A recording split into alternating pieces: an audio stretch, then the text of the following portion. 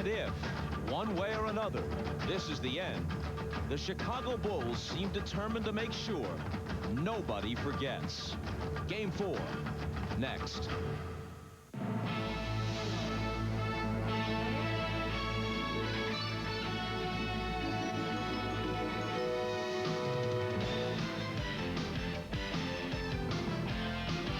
This is the NBA on NBC. The 1998 NBA Finals. Tonight, it's Game 4. The Utah Jazz versus the Chicago Bulls.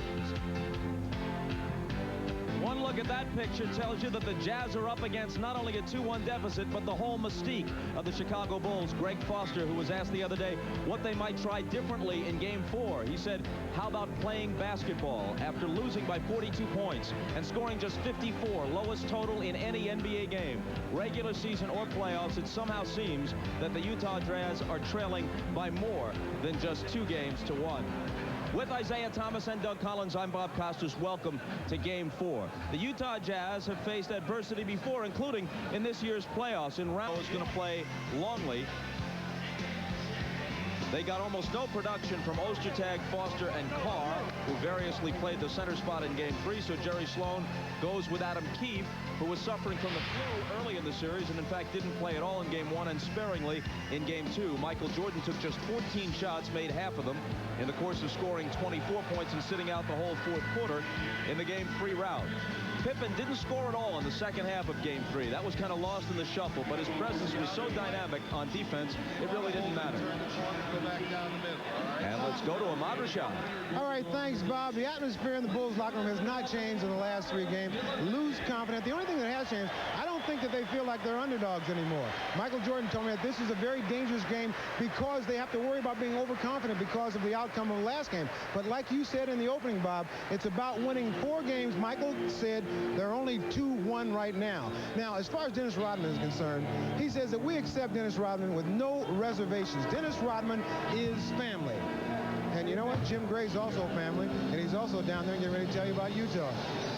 All right, thank you very much, Ahmad. Well, I was in the Jazz locker room. They are upbeat, they are focused, and they are very motivated and eager for this game tonight. I spoke to Karl Malone. He said that the team's confidence is not shattered at all. In fact, he said the Bulls have forgotten they still have an opponent. They're not taking us seriously. That's a big mistake. Asked Jerry Sloan what he told his team before the game. He said just 2 things. Don't be afraid to take your shots and just go play. Finally, Adam Keefe will start in the lineup tonight. Jerry Sloan says it's because he's more mobile and he's much better in their set offense. Bob? Thanks very much, Jim. Steve Javie, Jack Neese, and Hugh Evans are the officials. Utah wins the tip. Harper on Stockton. Inside Malone for an easy 2. Well, that was great execution there, Bob. The front by Luke Longley. Stockton took his time, over the top, easy score. Get your best player going early once again. Kukoc with Keefe on him. Stockton's got Harper. 6 on the 24. Harper's shot. Can't tie the game. But another offensive rebound. Obviously the first in this game. But it's been a huge part of the story of the whole series. The Jazz have gotten virtually no offensive rebounds. And the Bulls have gotten them by the bushel. Scotty has it slapped away. Kukoc comes up with it. 5 seconds to shoot. Pippen chases it down. They'll have a third chance. And they'll have the lead on Pippen's three. Now that's why Chicago is dangerous, that when they get so many opportunities, they have so many good players, and Utah can't afford to let them keep crashing the offensive boards. Michael gets in front and knocks it away, but Stockton recovers it. Shot clock winding down. Stockton on the run. It spins out. Pippen accelerates. There's a whistle before the shot from Jack Neese.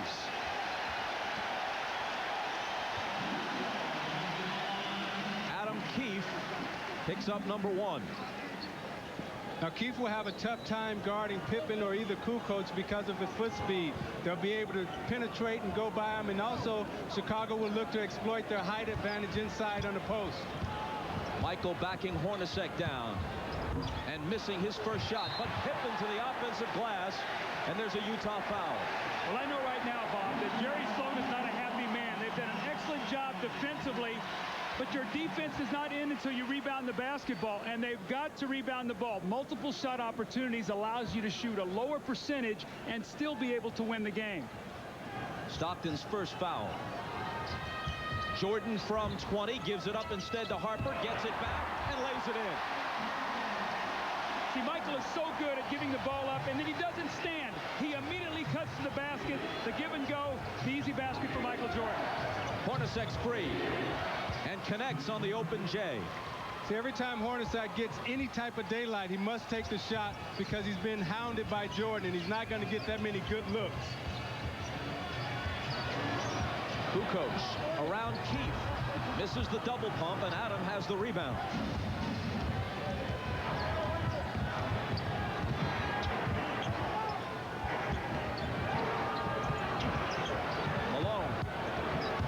Was able to score on Longley in game 3. It was Rodman who stopped him, and he hits the hook over Longley here. Now, one of the things the Jazz worked on was getting the ball deep in the post and getting the splitting action from their guards, then letting Malone look to score. They did it on that possession.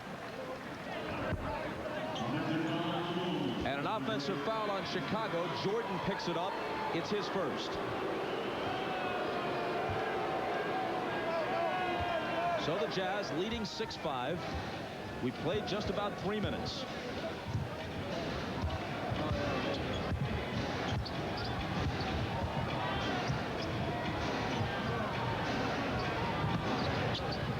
Malone over Longley. He opens by hitting his first 3.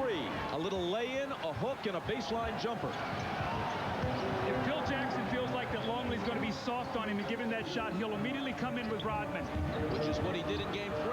Hooked away from Longley, but Michael picks it up. Into the lane he goes and loses it to Russell, but there's a whistle for a Utah foul. And it's on Hornacek, his first.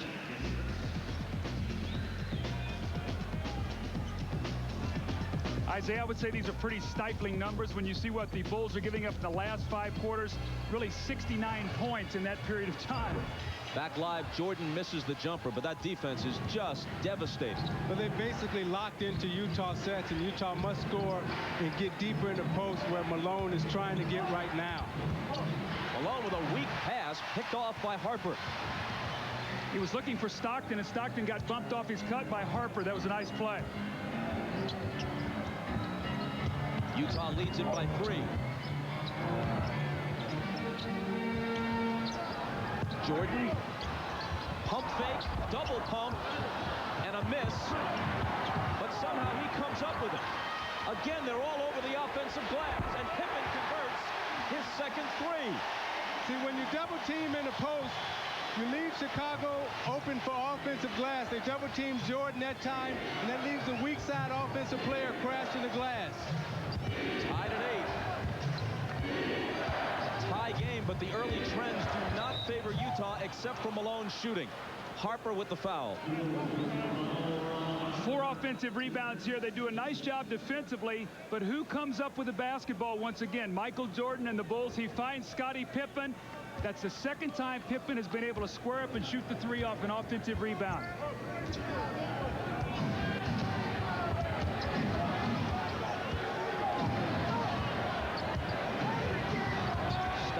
Bumping with Harper. Hornacek with the jumper. He back rims it. There's an offensive board for the Jazz. Keefe to Hornacek. The floater is an air ball, and Keefe fouls Longley, trying to come up with it. I say a little adjustment that Utah has made here early. They're trying to get a screen and roll with Malone and Stockton from the top a little bit on the wing and see if he can turn the corner, and if not, then step back and try to rescreen and go back to the middle. And they just teed up Jerry Sloan. See, I think that's a good technical if you're Jerry Sloan. You know how important this game is, and you have to bring your fire and energy tonight to your team. Let's go to Jim Gray. Well, after that play by Adam Keefe, Jerry Sloan hollered over to Steve Javie. He said, hey, that's an illegal defense. Javie looked over at Jerry Sloan and said, hey, you're right. Jerry Sloan said, if I'm right, why don't you call it? What are you doing out there? And he slapped him with the tee. Bob? Is it possible, Isaiah and Doug, that the Bulls will be caught in several illegal defenses tonight, or enough will be called to get them out of whatever they're doing? There's a feeling that if they hold the ball, meaning the Jazz, and that they're patient enough, they can expose Pippen perhaps playing an illegal defense. Here's a Utah steal. Well, at that time, Scottie Pippen was laying at the free throw line, and the referee didn't know who he was guarding because the weak side, everybody was jammed up over there. Hornacek missed, but Malone was there with the tip. He scored 8 of Utah's 10 points. The Jazz by 1. Michael's turnaround. He's yet to find the range. Keefe has it.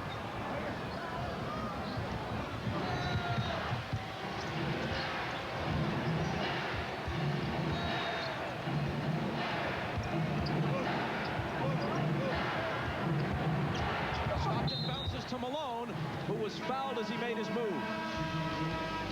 Malone will be at the line when we come back.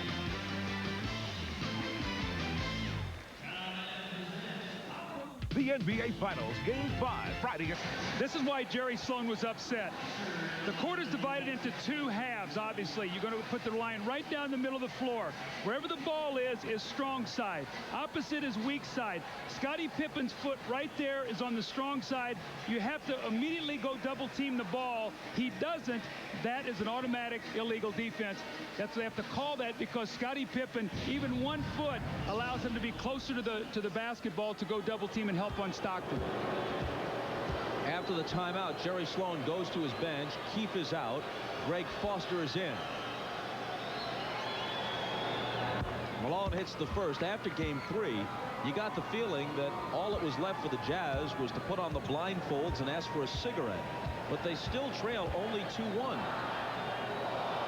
And if they win this game, suddenly the advantage would shift to them with 2 of the potential 3 remaining games at the Delta Center. Let's go to Jim Gray. All right, thank you, Bob. Well, it continues with Jerry Sloan during the timeout. He instructed John Stockton to go out and ask the officials after the timeout if, in fact, the officials have changed the defensive guidelines for this game, because he says Scottie Pippen is illegal every time. So he sent instructions. Bob?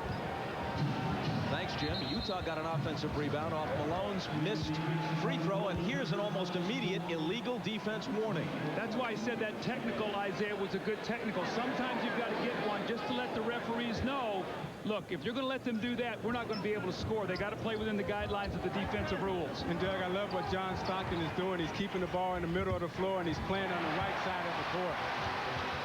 Pippen steps in, picks it off.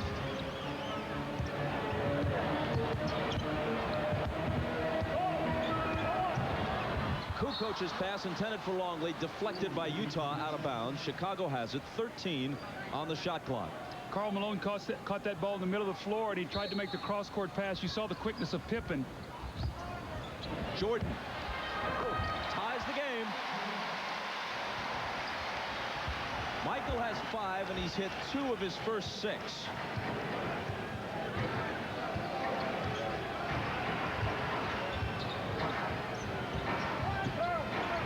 Pippen and Longley guarding Malone.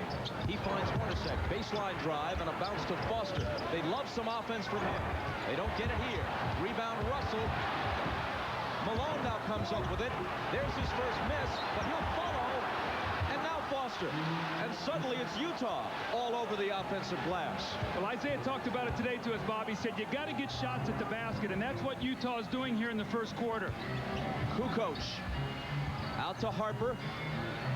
Malone's on Longley. Stockton came over and knocked it away. And now Stockton goes out, and Howard Isley replaces him at point guard. The most important thing for the Jazz is to get the ball up to the glass. Even if you miss, you must get up shot attempts, because with Chicago playing with a thinner lineup, you can crash the boards. Jordan hammered, and he'll come to the line.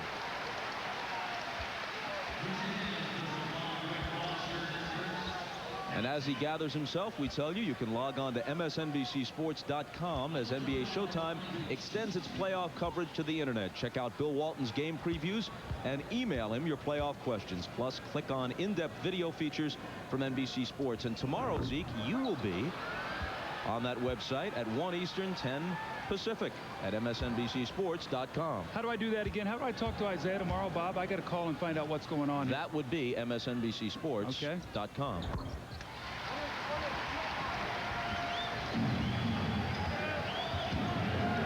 Utah's lead is a single point.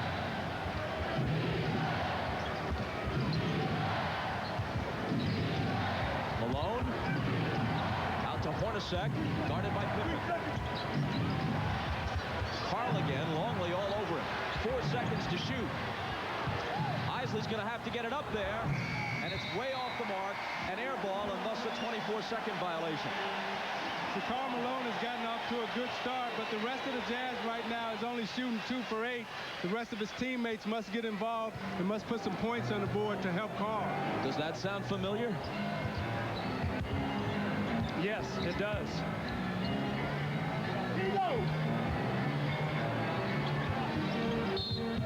Whistle away from the ball from Steve Javie. When you play Chicago and you have an early lead, but you have the sense that it should be bigger, that you're missing opportunities, that often comes back to haunt you. It's Malone's first. Utah is over the limit, whereas the Bulls have only 2 team fouls with 4:05 remaining in the quarter. Now, Bob, with a change in the starting lineup for Utah, I have not seen Scottie Pippen roaming around as much, where he's making the big gamble out on the floor as he did against Ostertag. So maybe with the start of Keith, a little bit more concerned that he's going to be able to get around the basket, catch, and finish because he's a little quicker. But they're going to need Ostertag's size here, Isaiah, before the game is over. He must rebound and give him a presence. He's their only shot blocker. Yeah, and that's the problem when you're Utah. When you make the adjustments offensively, it hurts you defensively, because now you can't match up with Chicago's big guards. Michael has 8. Bulls now lead by 1. Isley in trouble along the sideline. Foster on the run, and Foster contributes a bucket. They'd like to see more of that.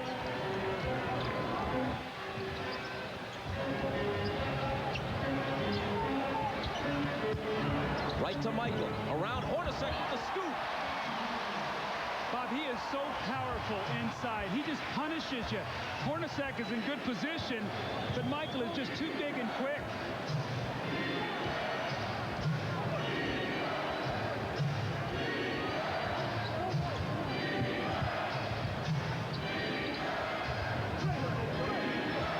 Malone over Longley.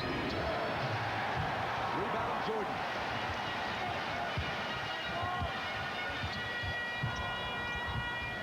Harper. Back tap by Longley, but Isley has it. Circles back out against Michael.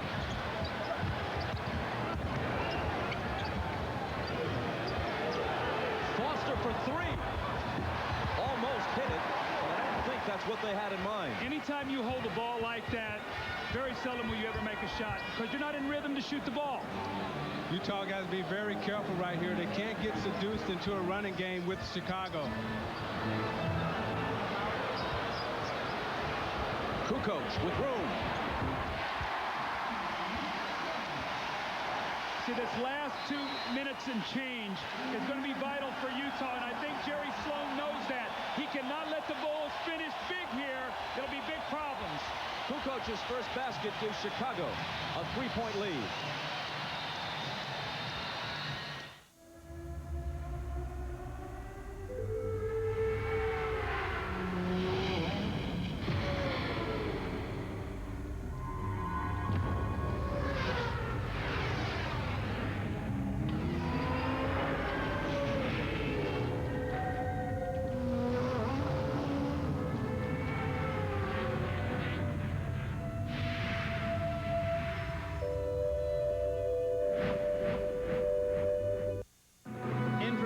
Sicilian pizza from Pizza Hut. The most intense-tasting pizza ever. This ain't no waltz through the daffodils.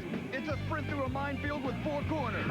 This is as much oregano, basil, and garlic as you can jam into the crust without the government regulating it. I got one word for you, pal. Duck and cover! This is the mother of all pizzas. Our new Sicilian pizza, only at Pizza Hut. Only $8.99. For the absolute mother of a deal, get up to 3 toppings or any specialty pizza for $2 more.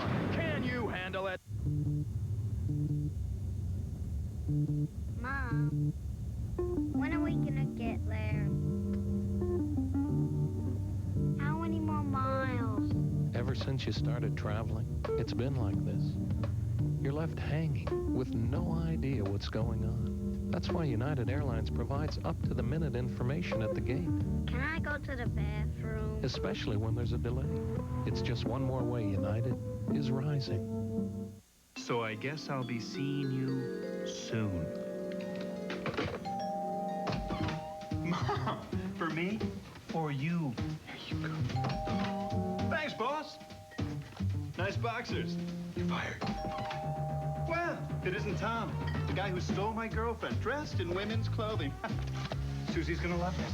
For the great taste that won't fill you up and never let you down, make it a Bud Light. Susie! You just missed Tom. Nobody knows basketball like Frazier. That's incredible. He made the same impossible shot twice in a row. It's the instant replay. NBC, Tuesdays. Now, Utah has come out to be very physical with Michael. You see Jordan set the back screen on Malone, and Malone gives him the shot in the head with the elbow. And then as he comes into the post, to post Hornacek, he gets Hornacek on his back, and he spins to the baseline. But watch as he comes out, and he's coming up the floor. Watch Foster give him a little shot right there. Now, Michael will turn to the official and say, hey, watch what they're doing out here. During the timeout, Jerry Sloan is getting on Foster, telling him, hey, get to him early. Don't wait until he's running down the court. Go and double team him early. They put him on the foul line 5 times, and Michael will make you pay from the free throw line. Isley brings it to the front court. Ostertag in for the first time. Malone gets inside position and brings Utah to within 1. See, that was nice speed by Isley that time because he kept his dribble, and therefore he was able to make the pass. The last time he picked up his dribble. Malone averaging 19-7 through 3 games, has 11 here in this first quarter. Kukoc, short. Rebound on a bounce to Ostertag.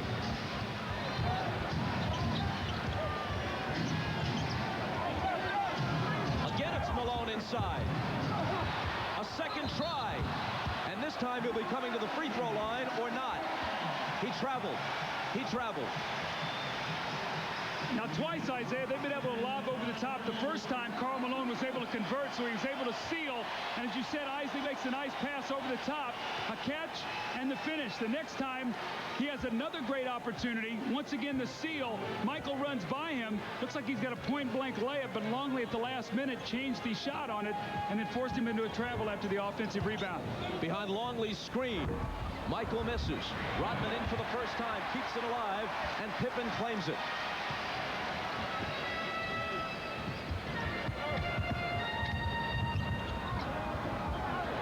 Scotty. The rebound to Russell. See, Russell came back to get that rebound. Your guards must rebound. Your big men must block out, and your guards must come back and get those long rebounds.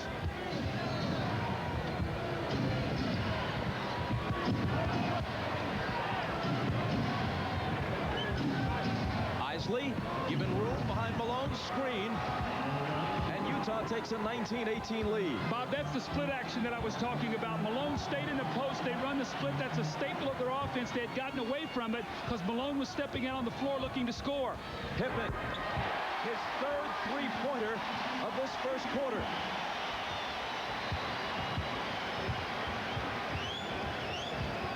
Isley. Russell tries a three. And Longley clears it. Shot clock and game clock virtually identical. Normally you see Michael here at the top. It looks like they're going to let Scotty isolate against Hornacek.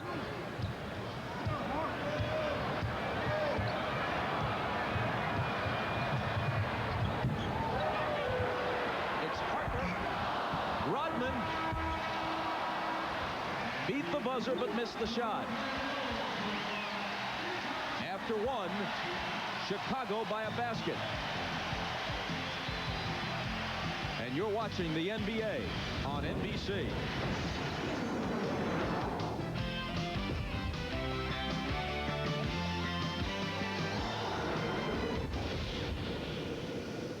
They were designed Reporting for duty, sir. Wow, voice activated. to be the ultimate plaything. Playtime's over.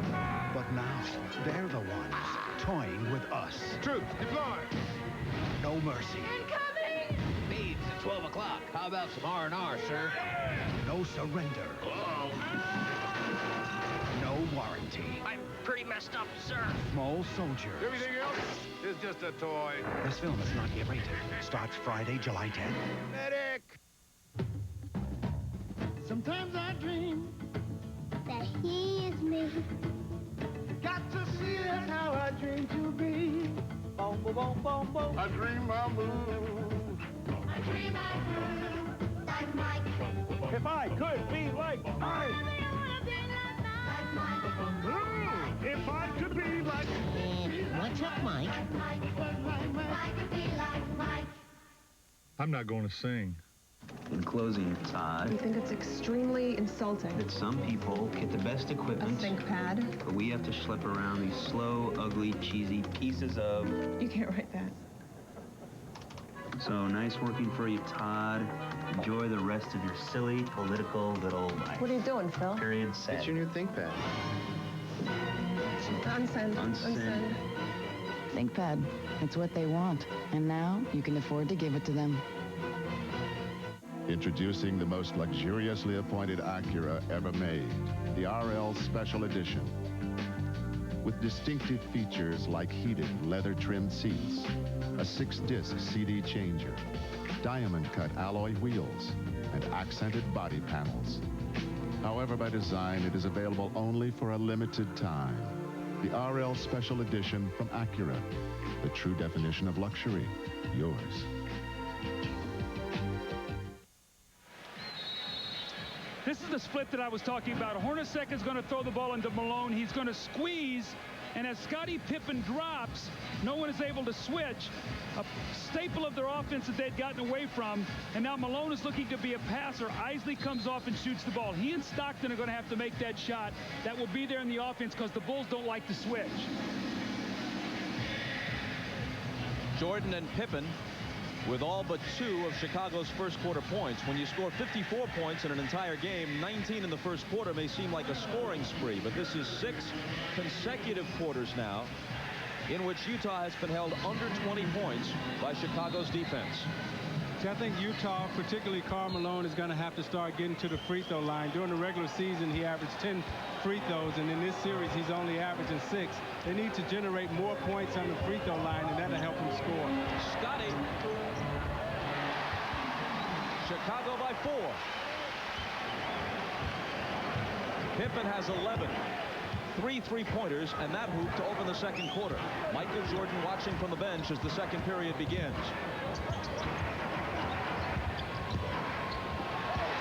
Utah loses it. And naturally, it's Pippen in the vicinity of the ball. A pull-up 3. He's got 4 of them. I'll tell you what, Scottie Pippen is having a monster series right now. You could make a case for him to this point as the MVP of the series, even though that sounds like sacrilege anytime Michael Jordan is on your team. See, what happens is Pippen's coming down in transition and shooting the 3. No one's getting up close to him. You got to get up to Scottie. He's shooting the ball too well. But see, right now he's guarding Ostertag. And when he's guarding Ostertag, he's able to get it off the boards and go up the middle of the floor, and they have a cross match, and they mismatching in the backcourt. Chicago left Russell alone, and he converted the 3. Here's Pippen feeling it and banking it home. This has got to be very discouraging here for Utah. Michael Jordan is resting, and now Scottie Pippen, who's been the one-man wrecking crew on defense, is now doing it on the offensive end. 16 points on 6 of 7 shooting thus far. And Steve Kerr just in, shoves it back in Isley's face. Utah ball from the side, 10 on the shot clock. Here's Chris Morris off the Jazz bench for Russell.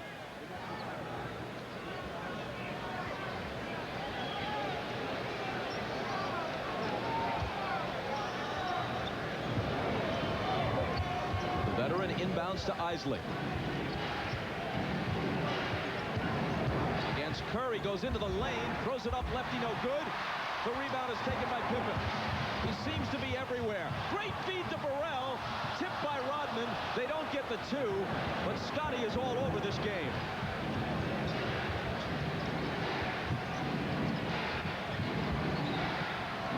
Morris, head fake, open, cans it.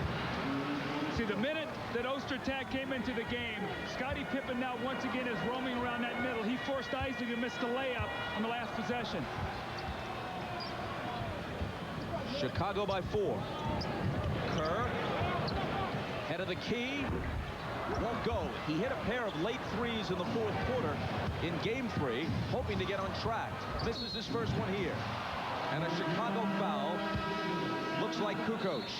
And that's his first. Isaiah, one of the things Scottie Pippen loves to do is dribble the ball down the floor. And if you back off, he loves to shoot that 3 in rhythm. It's been there tonight. He's got 4 of them. And then the bank shot. When you're shooting the ball well, your confidence is so high, and Scotty loves to shoot the ball on the angle. He kisses it off the glass, the medium-range jumper, and Scottie Pippen has his signature all over this game tonight.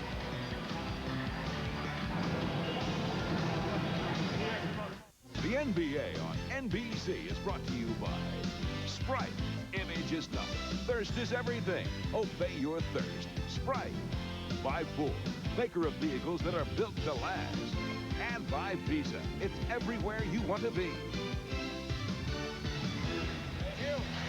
Our overhead shots are courtesy of the Goodyear Blimp Stars and Stripes, based in Pompano Beach, Florida. This year, Goodyear is celebrating its 100th anniversary and 73rd consecutive year for its blimp operations.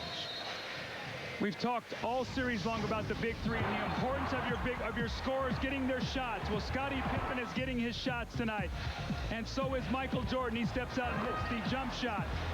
Then it's Tony Kukoc's turn. So all 3 of the big 3 scorers involved here early in this basketball game.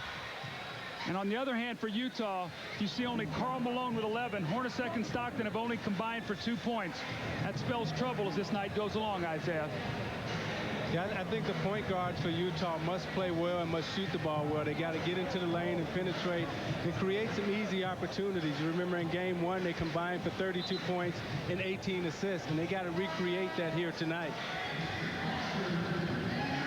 Greg Foster comes in for Ostertag. Malone for the moment, joining Stockton on the Utah bench. Jordan back in for Chicago. Have to keep our eye on this Jazz lineup right now without Malone on the floor. They've got to get some scoring. Normally they go to Shandon Anderson on the block. There he is. Bounces it out to Foster, who gives it up to Morris. Now it's Foster coming up short. Antoine Carr claims the offensive rebound. Underneath Anderson. The catch and shot, but he can't hit it. Ugly possession for Utah. Looked to me like passed up about 3 shots and ended up getting a terrible one. Pippen finally misses on a 3. He had hit 4 straight prior to that. Morris misses a 3 in the other end. Foster knocked it out of bounds. Jerry Sloan, just 3 minutes and 15 seconds into the second quarter, has used 11 players. All but Jacques Vaughn, the rookie reserve guard who almost never plays, have been in the game already. He also told his team, you're not even close to Pippen to foul him right now. You've got to get up on him. Scotty's running wherever he wants to go. Burrell from Scotty. The rebound to Anderson. Now Pippen came down and took a long 3 the last time down. I think he's setting up Foster and Antoine Carr. Look for him next time to drive it to the basket.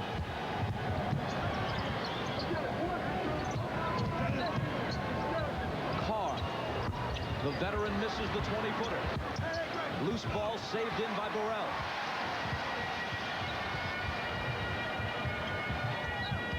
Intercepted by Anderson, cutting in front of Kerr, who pushes and fouls him. And Anderson will come to the line. Game 5 is right here at the United Center on Friday, 9 Eastern, 8 Central. Will it be even up, or will Chicago be looking to clinch its 6th championship in 8 years? and it's 6th in succession when Michael Jordan began the year with the team. See, I like the unit that Utah has on the floor right now because they have playmakers. In Morris, you got Stockton coming back into the game, Anderson, Foster, and Carr. Every time one of those guys catch the ball, Doug, they can do something with it. They can make a shot, so therefore you have to honor them. Well, that's why you have to maybe go to a smaller lineup. Now, you compromise your rebounding, Isaiah, no question, but Chicago is so good at rotating defensively. When you throw that ball out of the double team, someone's got to make a play. You can't throw it to somebody who's just going to hold it and now let them get back to their people. Pippen with 16 points goes to the bench. Kukoc back in.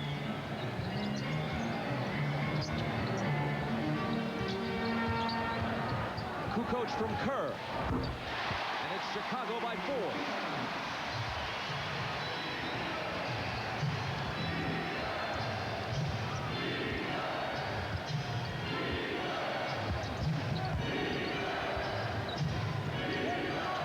Rodman on Carr.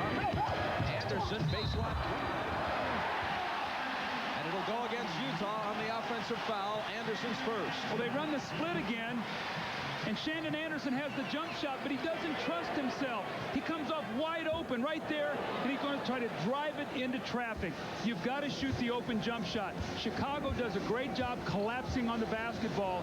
Scottie Pippen took 4 charges himself in Game 3. Kukoc to run. And Dennis was fouled.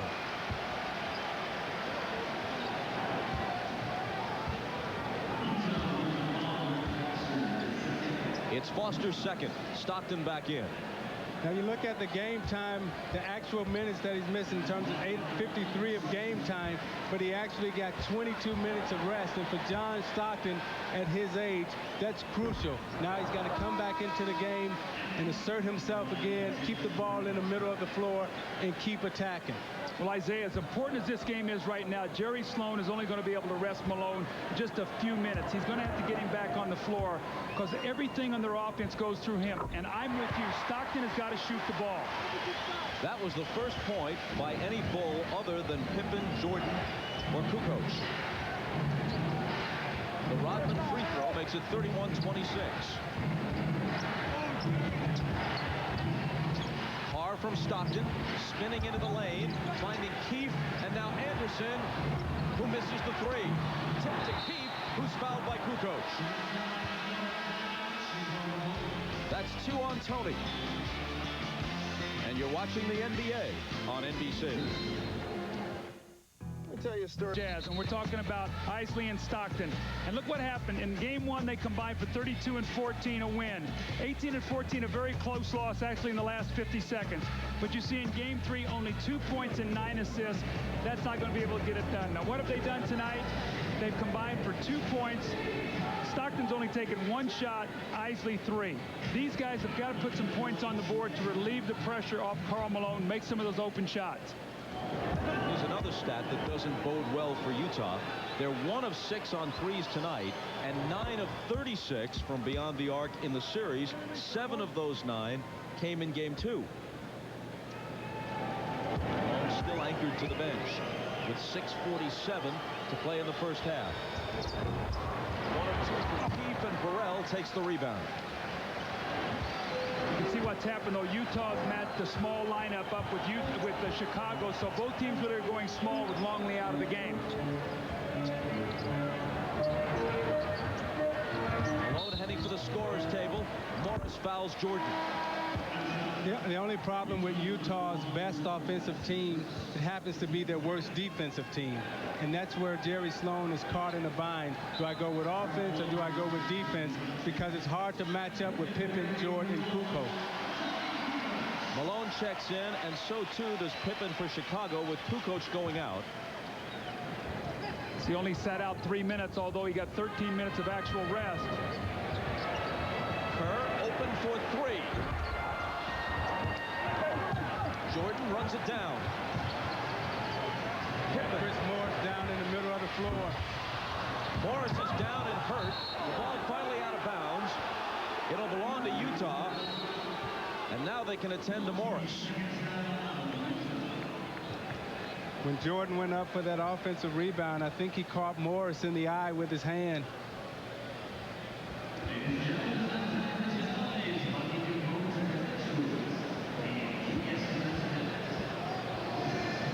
Let's see if we can pick it up here. Okay, Dennis Rodman, here's his left hand now. Watch it hit Morris in the face when he comes down with it. Right there, inadvertent. And you know what? With all the flailing arms and elbows in basketball, I'm surprised there's not more eye injuries. But I think that's why Kareem started wearing goggles. He was so used to guys double teaming and slashing at the ball and their hands going up. But when you think about all the hands that are active in there, it's amazing. Here's a quick report from Jim Gray. All right, thank you, Bob. They're attending Mike Sherminsky and the doctor to his right eye. They're trying to get it open right now. It seems like it's closed, and he's afraid to open it. They're going to attend to him. When we have more, we'll get it to you, Bob. Thanks, Jim. Here's Stockton with a lunging jumper that's good. Now, see, that was great because they got Stockton on the right side of the court, and he's able to get to his right hand so he can free up that shot. They got to keep Stockton on the right side of the court. Burrell fires. And the rebound comes to Anderson. Stockton pulls up and misses the three, but Malone takes the rebound. That's okay. It's a good opportunity. You got a good look at a three. You get the offensive rebound. Now you can run a set play. Go right back to that right screen and roll again with Stockton. To Malone for the jumper. They ran it perfectly, but Malone shot it poorly. Loose ball scramble won by Keefe, who puts it back in.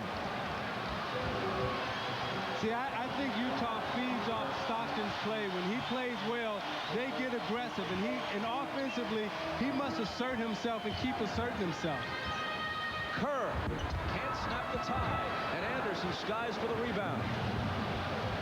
But Steve Kerr continues to search for his shooting touch.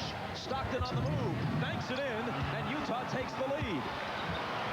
Suddenly, Stockton asserting himself here. Against Steve Kerr. Now, Phil Jackson will probably come back quickly with Ron Harper because that's when Stockton had the most success against Kerr in Utah. Jordan is fouled before the shot. Utah's on a 7-0 run. See, Kerr, when he goes in the game, you want him to make some shots. And if he doesn't make his shot, then he becomes a liability for you defensively. So Phil Jackson sees Stockton with a couple quick shots. He said, Ron, get back in there. Let's not let this guy get rolling here because Phil Jackson knows who makes his team go. Foul on Shandon Anderson was his second. Scott Burrell out. Luke Longley back in.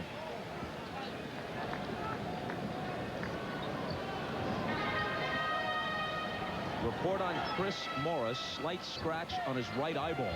Is anything on your eyeball slight? But they say he should be able to return. Jordan pull up. Pippen the rebound. Scottie Pippen has owned this first half in several phases of play.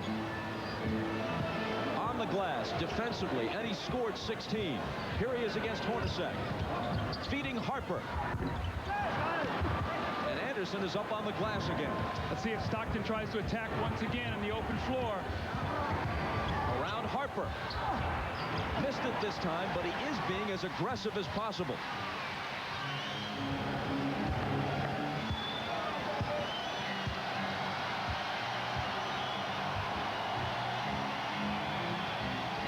Malone is on Longley, giving away several inches. Reaching in, trying to tie him up. Knocks it away and steals it. And there's a foul called on Longley as he tries to take it back, his first. See, the worst thing you can do as a big man is get that ball below your waist. And when you get it below your waist, you're down there in vulture territory. That's where everybody can take a swipe at it. You see Malone taking a swipe at it. When you're a big man and it's down there, the vultures come out. Back live, Stockton is knocked to the floor. And Longley quickly picks up a second. The Bulls, meanwhile, are 11 of 35 from the floor. That's 31%. And if you take Pippen out of the equation, they're ice cold. Now, Bob Stockton had only taken one shot in 29 minutes. He's taken 4 shots in about the last 5 possessions. He's hit 2 of them. Now he's at the free throw line. So what he's done, by him getting aggressive, they've gone from 31 to 26 down. They now lead 34-31 with a chance to go up 4.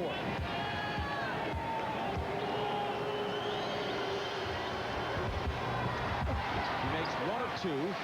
Nonetheless, Utah's on an 8-0 run and leading by 3.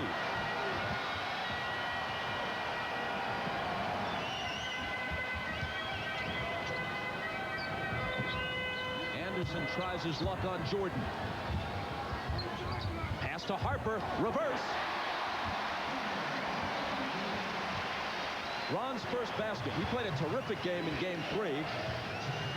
Could have had a triple-double had they played him any minutes at all in the 4th quarter.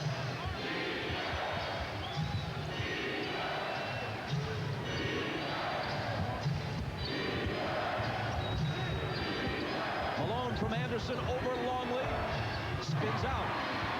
And Harper claims it. No luck on that shot for Carl.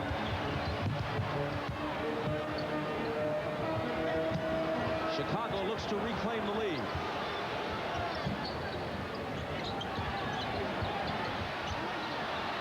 Pippen looking for Michael. Shot clock down to 5. Now it's Harper.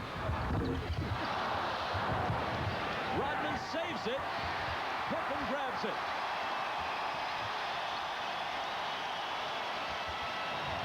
Michael. Over Anderson, who blocks it on him. Pippen picks it up.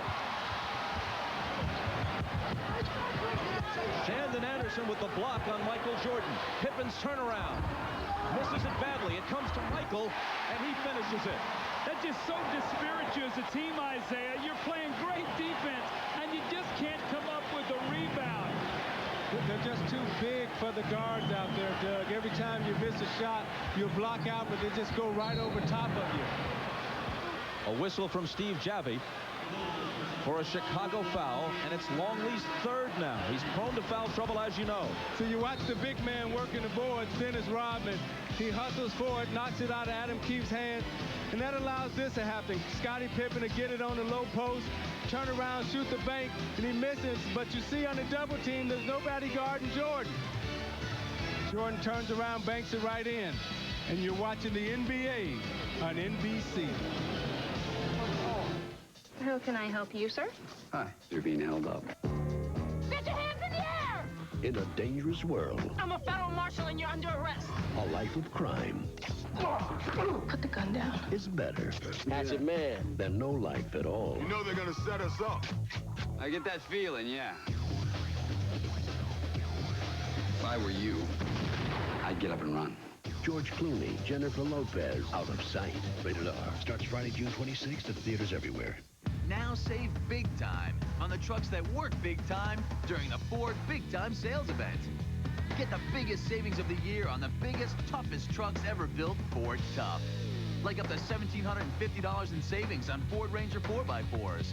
That's up to $1,750 in savings for all Ford and GM owners. The world's biggest selling division wants your business big time. So save big at the Ford Big Time Sales Event. Going on now at your Ford dealer. Potential halftime report. We'll hear from several role players on the Bulls. They have their own perspective on the Michael Jordan, Scottie Pippen dynasty. Luke Longley, Steve Kerr, Judd Bushler, Bill Wennington represent Chicago's witnesses to history, as we're calling this piece. That's on the Prudential halftime report. Well, Jerry Sloan was very upset because what happened when Scottie Pippen took this shot, it hit high up off the glass, and you're going to see right there the shot clock. The ball never hits the rim. So the Bulls get a break here. You see the reset of the shot clock. It upsets Jerry Sloan. Michael Jordan should not have been able to get that shot off, and you're going to see from this angle, the ball never hits the rim. So the Bulls get a break, and with it, they have the 1-point lead here with 1:27 to go as we go into the halftime. Hornacek, an excellent free throw shooter, ties the game.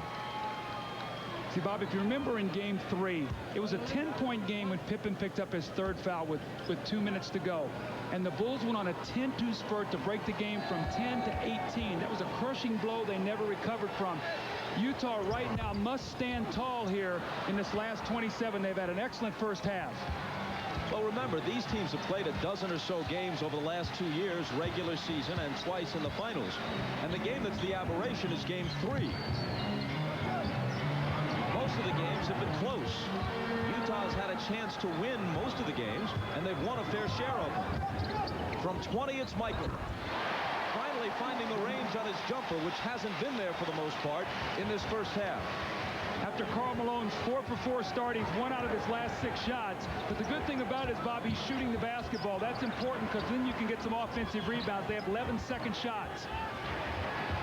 When he only takes 11 shots, even sitting out the 4th quarter, you know your offense is out of sync. That's what happened in game 3. Stockton against Kukoc. A wild shot disappears behind the backboard. And who was there to chase him off the shot? Scottie Pippen. He's on the weak side, and he's always going to read when he can come over and give help. And Isaiah, he pushed to the right hand. Tony Kukoc got help by Scottie Pippen. See, Stockton was trying to line up that jump shot, but Kukoc is 6'11", and he just stood off of him. He put that long arm up so he couldn't get it over him. And when he tried to drive around him, there wasn't enough space or enough room. Pippen. Out to Kerr. Anderson up on Michael. Showing him a bit of everything. Now backing him in for the turnaround. Doesn't get the roll. And a loose ball foul is called on the Bulls. It's Rodman's first.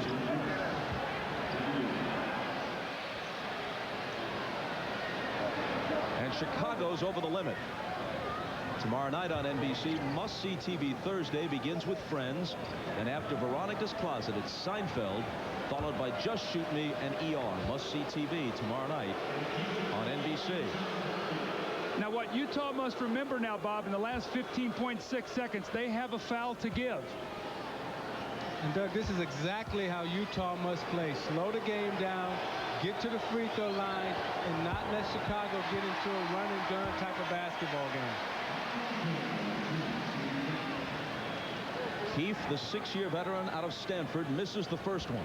See, I think one thing that's helped them is their second shots. They've got enough shots at the basket. They've made a conscious effort to get some second shots. So both teams have feasted on the offensive boards here in the first half. Tied at 37.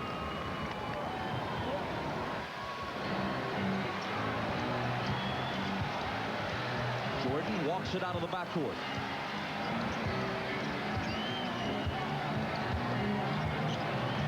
Russell fouls him intentionally, leaving them with 3.9 seconds after they inbound. That's 1 on Russell. So he was the right guy to give that foul. 3.9 seconds. See what Phil Jackson has said here, says call the first one. He was trying to give a foul. The reason? That would have given him more time. Instead of 3.9, it would have given him 6 seconds, which would give you more time. So Utah really benefited there by the referees not calling that first foul. It burned up about 2.5 more seconds. As we look at Karl Malone on the bench, following up on your earlier point, Doug, in game 1, even though he shot very poorly, he hoisted 25 shots. In game 2, that was down to 16. And although he hit his first 6, he attempted ultimately only 11 in game 3. Once the game got out of hand, all the starters for both teams were on the bench. And he's already 5 for 11 in this game, so he has equaled his shot attempts for game 3 in this first half.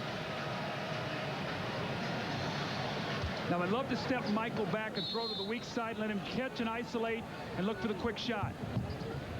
Kukoc for Michael against Russell. Up and under, and 2 to end the half, as only he can.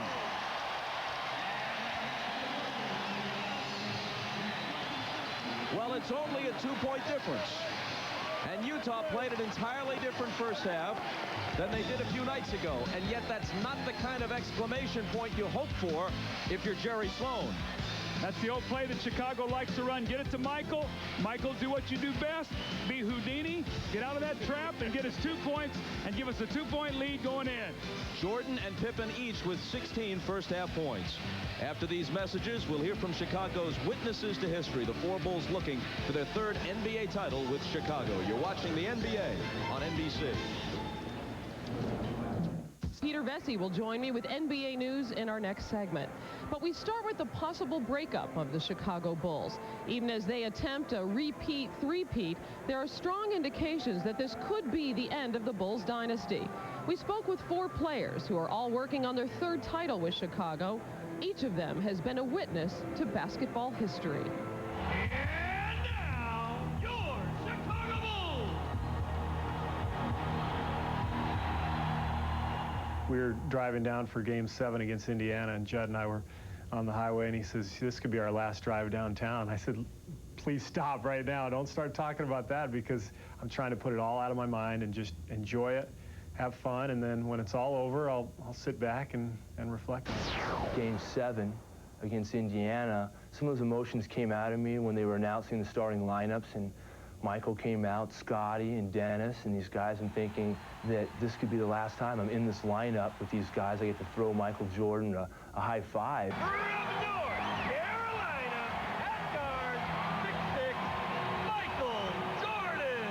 Every game he does something that just amazes me, and every time he goes to the basket and just holds the ball up and pulls it back and brings it, puts it in Change's hand, it's shocking. The will and the energy that he brings to every game never ceases to amaze me. I mean, he can't go anywhere in the world without being recognized, and every move that he makes is scrutinized, and he just does it night in and night out.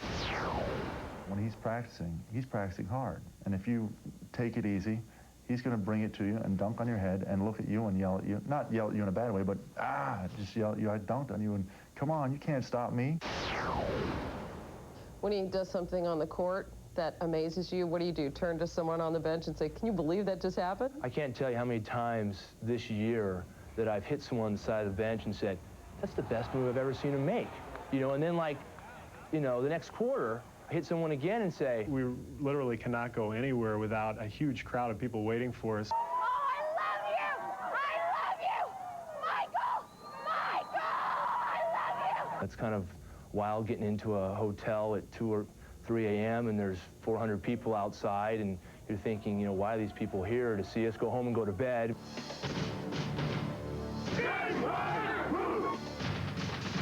Later on, when you have grandchildren and you tell them about the good old days playing with the great Chicago Bulls, what will you tell them? Oh, I think I'll start with the basketball. I'll start with the winning and the dominance for 3 years of feeling as though no one could beat us. Those sorts of things. And there's a bunch of sort of stories amongst the team, and they'll probably know some of these guys. I mean, imagine some of these guys will be my friends at that age still. I mean, that's how well we get along. And the Chicago Bulls have won their first ever 3 straight NBA championships. The Chicago Bulls have regained the NBA throne. We're just a bunch of normal guys caught up in this whirlwind of winning games and winning championships, just having a great time. The dynasty is Michael, Scotty, Phil, those 3 really. And the rest of us have all played a part in it. But, if you talk about the 27 Yankees, I can only name Babe Ruth. I don't know who the, second string right fielder was, and that's what I am. So I don't know if anybody will remember me, but that's all right. I don't mind that. Just to be a part of it is the best thing. In the past, parents used to tell their kids stories of watching Babe Ruth play. In this generation, parents tell their children, I once saw Michael Jordan. When we return, Peter Vesey joins me with the latest NBA news, but first a message from Prudential and a word from the NBA. Danger lurked around every corner. He could be anywhere, even inside the house.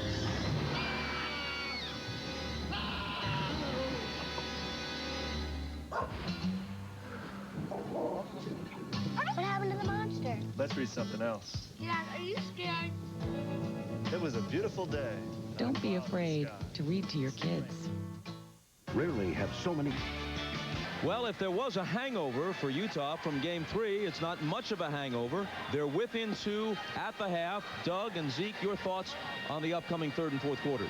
My thoughts are Utah must treat this like it's the last game of the season. There is no fallback game. They can't say we've got another game to win here. They got to win tonight. 24 minutes. They got to get it done. They will not beat Chicago 3 times in a row. Zeke. I agree with you, Doug. Right now, for Chicago, the finish line is in sight, and Utah must make a mad dash to catch them, or else they're in trouble. On we go to the Miller Lite halftime stats. I think when you look at Utah, you have to say 7 straight quarters under 20 points. The Chicago defense has been terrific, but only 6 turnovers after averaging 23 in games 2 and 3. That's a good sign. They got shots at the basket.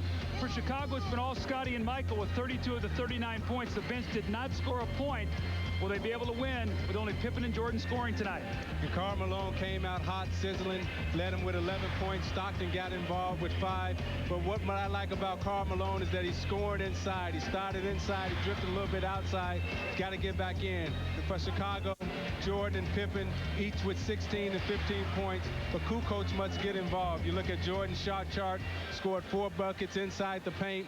Look for Tony Kukoc to try to get involved in the second half.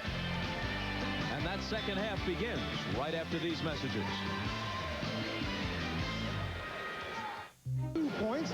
Phil Jackson told his team at halftime that they've got to try to force more turnovers and then try to score off the turnovers. They also, too many offensive rebounds. They got to box out a little bit better and try to get Karl Malone to settle for jump shots. On the offensive end, he just told them to take their time, try to move without the ball, and have good spacing. Let's go down to Jim Gray. All right, thank you very much, Ahmad. Well, Jerry Sloan told his team we've got to be much more patient offensively. Quit going outside in, go inside out. 1 for 7 in the three-point area. He's very unhappy with that. Quit settling for the threes. He also says that we got to get somebody to get close to Scottie Pippen, foul him, disrupt him, do something, because what we did in the first half, we can't do in the second half if we intend to win. Bob? Jim, thanks. In addition to disrupting Utah defensively himself, Pippen scored 16 in the first half, as did Michael.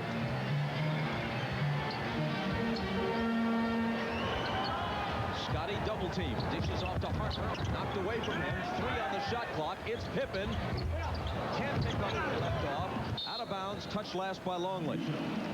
You saw immediately John Stockton doubled back and forced Pippen to take a very difficult shot. Harper's got to come to the open area.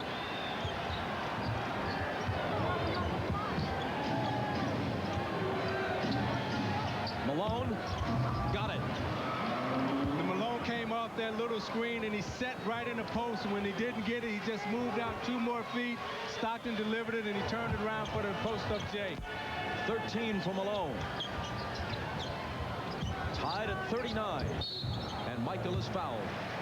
See, Isaiah, I think that Phil's going to have to be a little concerned here because Longley has to play him so soft. You're going to see as he steps off, he's worried about his quickness. So that open little jump shot right there is going to be there for Malone anytime. When Rodman is in the game, he bellies up on him, forces him to put it on the floor, and then he gets help. See, when Rodman's in the game, the initial move that he made, when he sat right there in the post and paused for a second, he's got to do that with Dennis also, and he's got to keep Dennis on his back. Can't let Dennis circle around him. Michael's numbers through the first 3, sat out the entire fourth quarter of Game 3. You know, he played more minutes this season than any year since 1990, partly because Scottie Pippen missed nearly 40 games at the start of the season. And all of his numbers, although he was still the MVP and the scoring champion, all of his numbers were down at least slightly. Keith has it blocked. Harper scoops it up. Poked away from him from behind by Stockton. Now Hornacek. On the run, and the bank is closed. Pippen grabs it.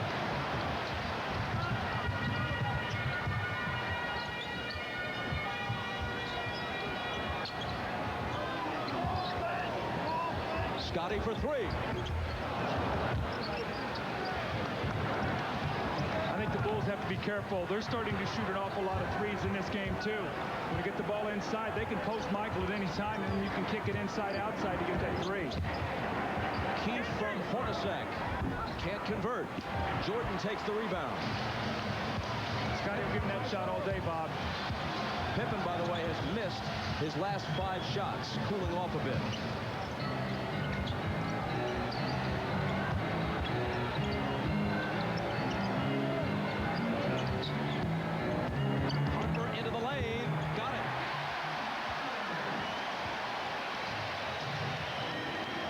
his second basket. He scored 4.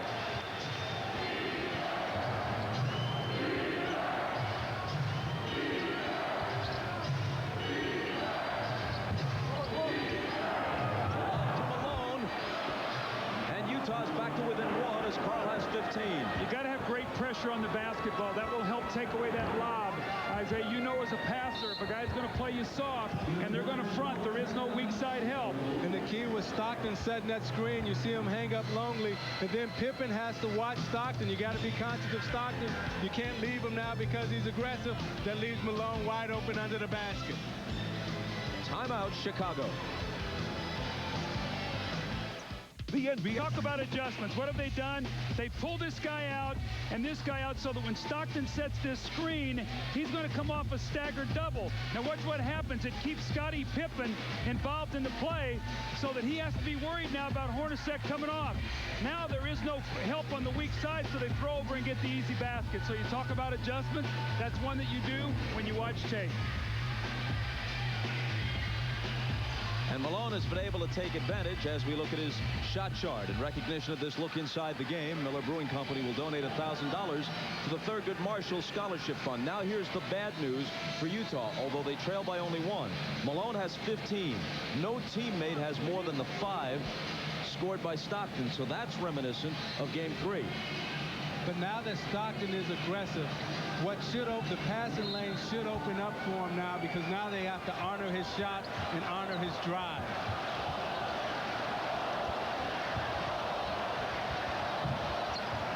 Pippen to Michael, spins into the lane and slams it. You can't dive for the steal, not on Michael Jordan. If you're going to go for that steal, you better be 100% sure you're going to get it, because if not, what you give up is the dunk. With Pippen now bogging down offensively for a bit, Jordan is the game's high man with 19.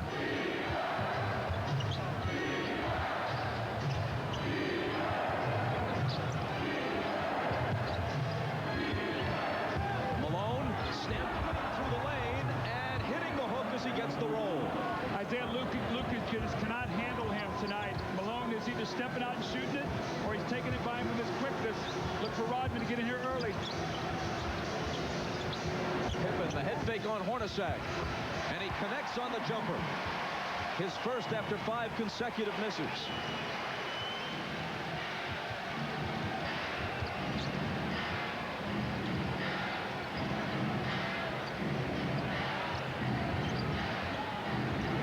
Russell from Malone, bumped by Kukoc.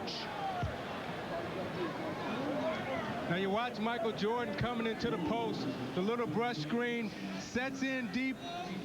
Russell goes for the steal, and you can't do that against Jordan. And you look at Malone in the low post. He gets deep, and he makes Longley moves. You got to make Luke Longley move, put it on the floor, take it to the hole hard.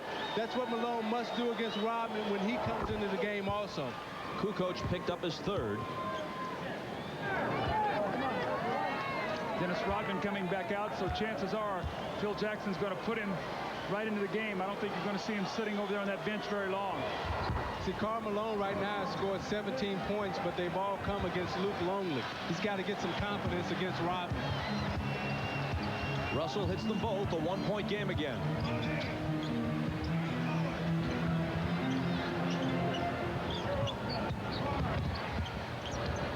Kukoc over Keith.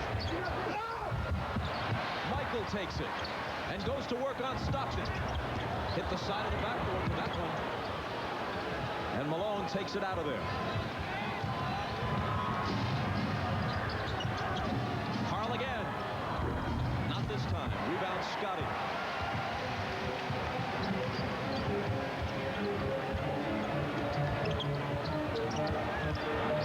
Longley.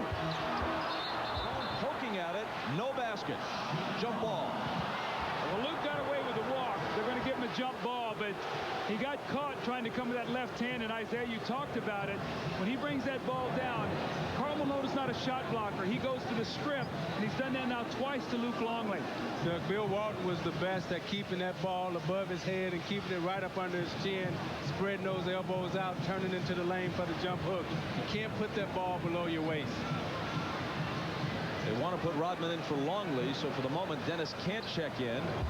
Longley at 7-2 wins the tip over the 6'9 Malone.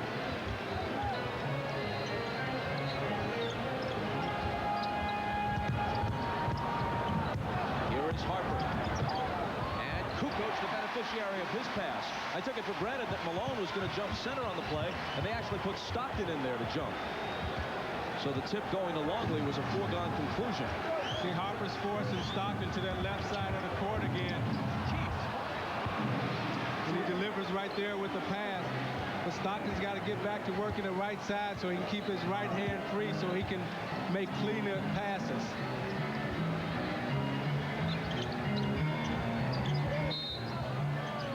A whistle from Hugh Evans. And now Rodman comes in as Hornacek is hit with his second. You watch Stockton come off the Malone screen, ball in the left hand, and look as he throws it right by Luke Longley's ear. Can't get it up in the passing lane, can't get your hand right there. That's classic basketball. That's where they teach you to throw the basketball if you're a point guard, throw it right by his ear. Jordan with a little bit of breathing room, but his jumper is short. Rodman battling for the rebound, wresting it away, giving Michael a second chance. This one's also way off. Adam Keefe has been a very positive factor for this team tonight. His hustle, his energy, has done a nice job. Russell into the lane, lays it up. No, Keefe with the tip. But there's a whistle. Basket doesn't count. Harper picks up his second foul, and it brings Russell to the line, fouled on the drive. Isaiah, I think what Utah is doing tonight is very smart. They're not making an all-out attempt to run, but they're running when it's there. And I think you have to do that. I think that if Chicago's going to get back slowly, you have to make an attempt to run. If not, you run your offense, and they've done a good job of mixing that up tonight. You got to slow it down. You got to slow down the game. In the first half, the fast break points for both teams combined was 2, and that was Utah. Utah scored 2 points. Chicago didn't have any fast break points. Russell comes up empty at the line. It remains a 1-point Chicago lead.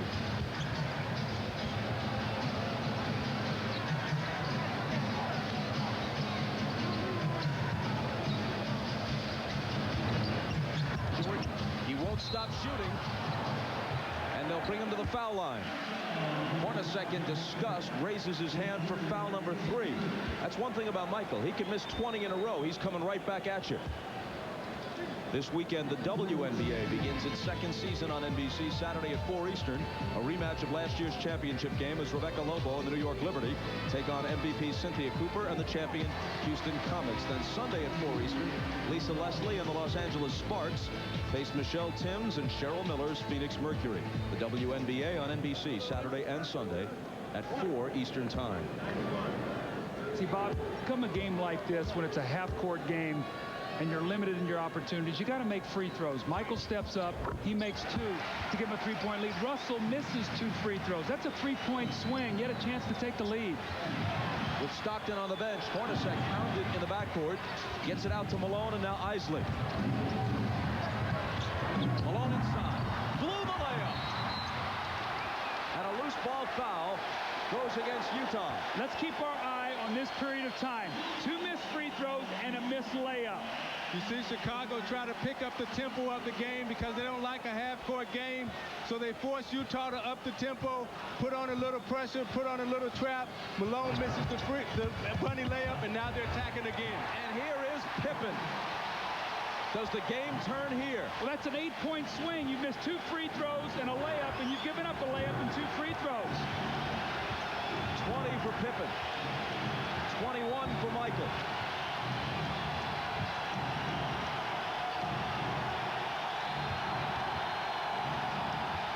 Malone's pass for Keefe is off his hands, and they lose it.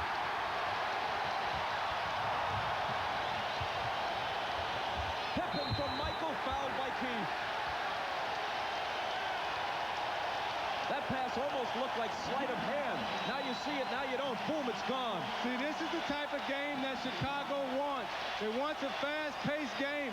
You watch Jordan with the no-look pass, right to Pippen cutting down the lane. Chicago now has spread the floor. Pippen, if he makes these free throws, they'll probably put the press on again. Utah must slow it down, walk the game down, get it to Malone inside, get back to the free throw line, keep it a half-court game. Yeah, but this little stretch they've been in, Utah has shot themselves in the foot because they missed the free throws and the layups. They've got to convert those opportunities. They only trail by 6, but the game may be hanging in the balance here, and Sloan knows it.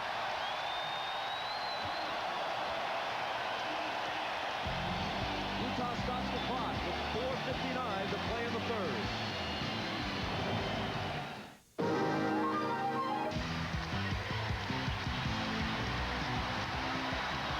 Fireworks over Lake Michigan, the view from the Goodyear Blimp Stars and Stripes. This year Goodyear is doubling its blimp fleet, adding 2 blimps in Europe and another in South America. Bob, right now is an absolute critical time for the Utah Jazz. They have missed some easy opportunities. The Bulls have pushed it to 6. You're Jerry Sloan. Patience, poise, toughness, every loose ball. Execute. We can't get this into the fourth quarter down 6 or 8. We've only scored 36 points in the last 3 fourth quarters. Now is our time. Crowd more into it than they have been all night. Harper on Isley. It's Malone through the lane and silencing that crowd just a bit. See, and Scottie Pippen is upset at Tony Kukoc because he had an opportunity to step in there and take a charge, and he didn't throw his body in there. Pippen out to Michael. Cross court to Kukoc, who's open. Up and over the glass as it caroms off the rim, and Utah will have a chance to creep back within 2. And that's what happens when you're not aggressive defensively. You see Malone driving the lane. Kukoc doesn't step up to take the charge, doesn't sacrifice his body, and on the other end, when you get the offensive shot, you're not aggressive enough to step up and make it. Harper fouled Isley. That's the 3rd team foul on Chicago, while Utah's already over the limit for the period. It's Harper's 3rd foul individually, too.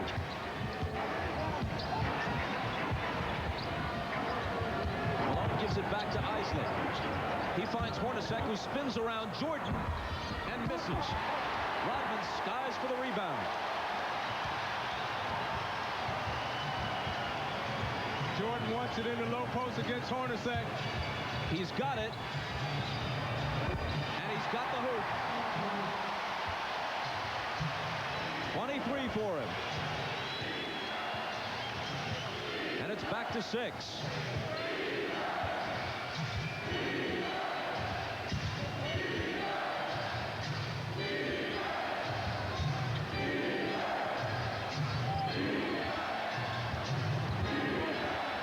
Isley looking for help. Here's Malone just beating the shot clock and missing. Kukoc touched it last, though, and Utah gets it back. Isaiah, what you talked about, Karl Malone has got to start attacking Rodman. He gets off to a good rhythm. Rodman comes into the game. He's got to put the pressure on him. He's got to make Rodman play him. See, right now, Rodman has baited him out into that high post area. He must get down in low and not look for the jump shot. Russell from Isley over Kukoc. Got it. That's a huge shot. It's a 2-point bucket. He was just inside the line. 55-51 Bulls.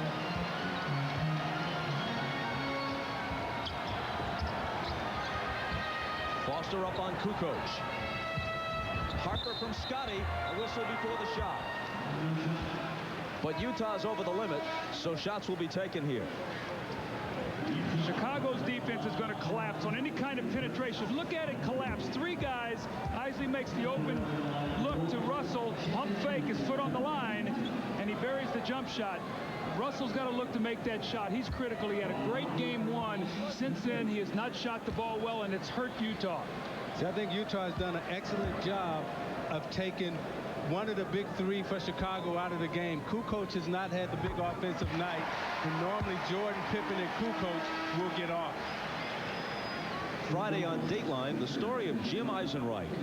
He was living a dream playing in the major leagues until a medical mystery knocked him out of the batter's box. Then he came back and, as you may recall, was a member of the world champion Florida Marlins only last October. Dateline Friday at 8, 7 Central, except on the West Coast, where you'll see Dateline after NBA Final Game 5. And Rodman picks up his second personal. This is why your guards have to rebound. This is a long rebound. Brian Russell does a great job of going to the boards. Fourth team foul on Chicago, so with their next one, they'll join Utah over the limit.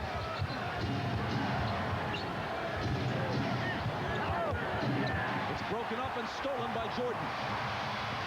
Ahead to Harper. Rodman fills the lane, but misses the layup.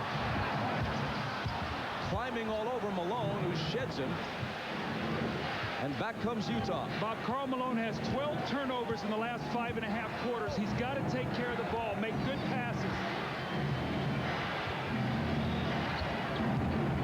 Isley with the floater. See, that's where Isley is better at than Stockton, going down the lane, finishing with that high floater with the left hand. That's called younger legs. Pippen behind Rodman's screen.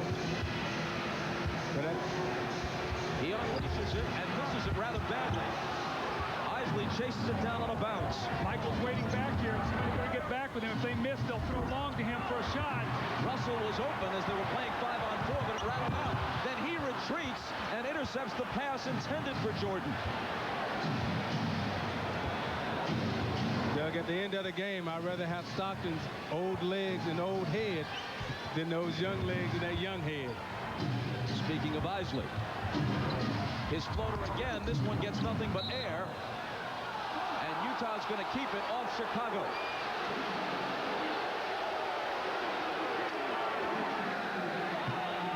The Jazz aren't exactly putting on an offensive exhibition here, but they do have 53 points after scoring 54 in all of Game 3. Michael's going to go out for the last minute 14 of the period. 5 seconds to shoot. Isley got to get rid of it. Rebound to Rodman. Making sure everyone knows he's in the house. 10 boards for him.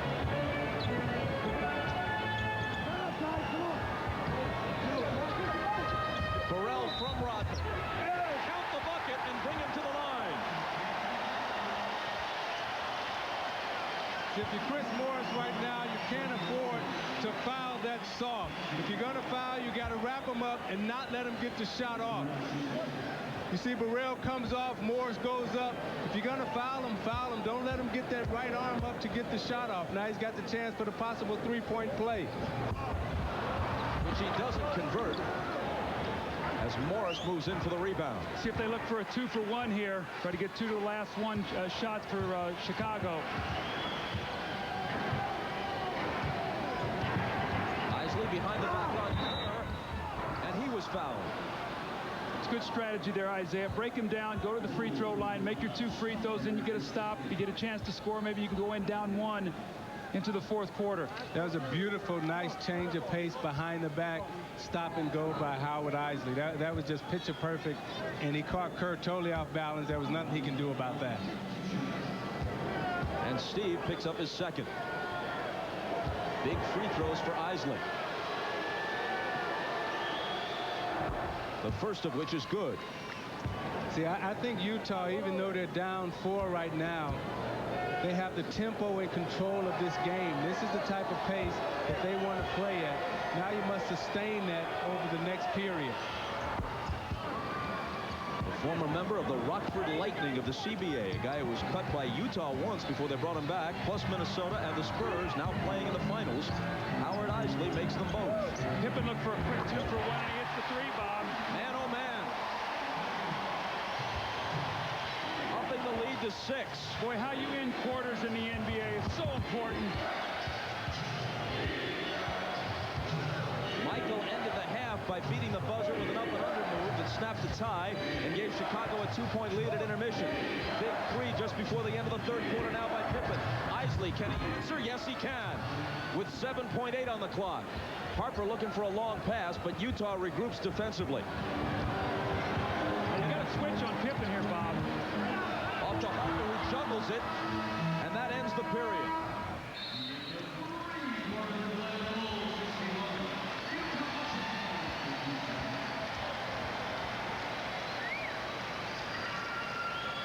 So with 12 minutes remaining in regulation, Chicago leads it 61-57. And we're back after these words from your local station. You're watching the NBA on NBC.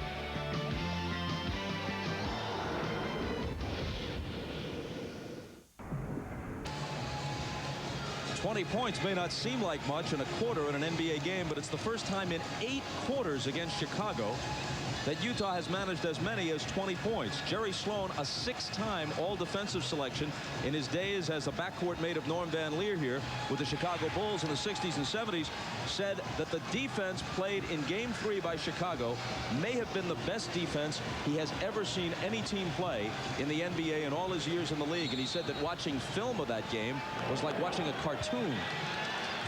Well, look at the fourth quarter defense. They've scored a total of 36 points. That's an average of 12 points a quarter. They're going to have to do better than that tonight if they're going to get this series even at 2. So as good as the defense is through the first 3, it tightens further in the fourth. Malone. It rattles in and out on him. No luck there.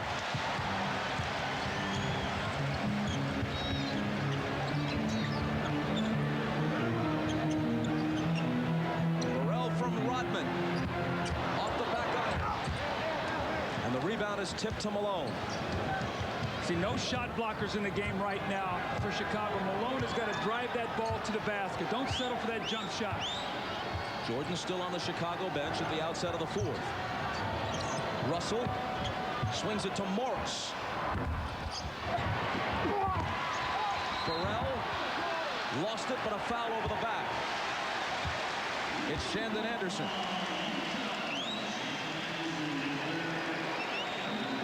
Cannot fall in love with that outside jump shot, and that's what Utah has done the first 2 possessions. Isaiah, you've got a chance to cut it to 4.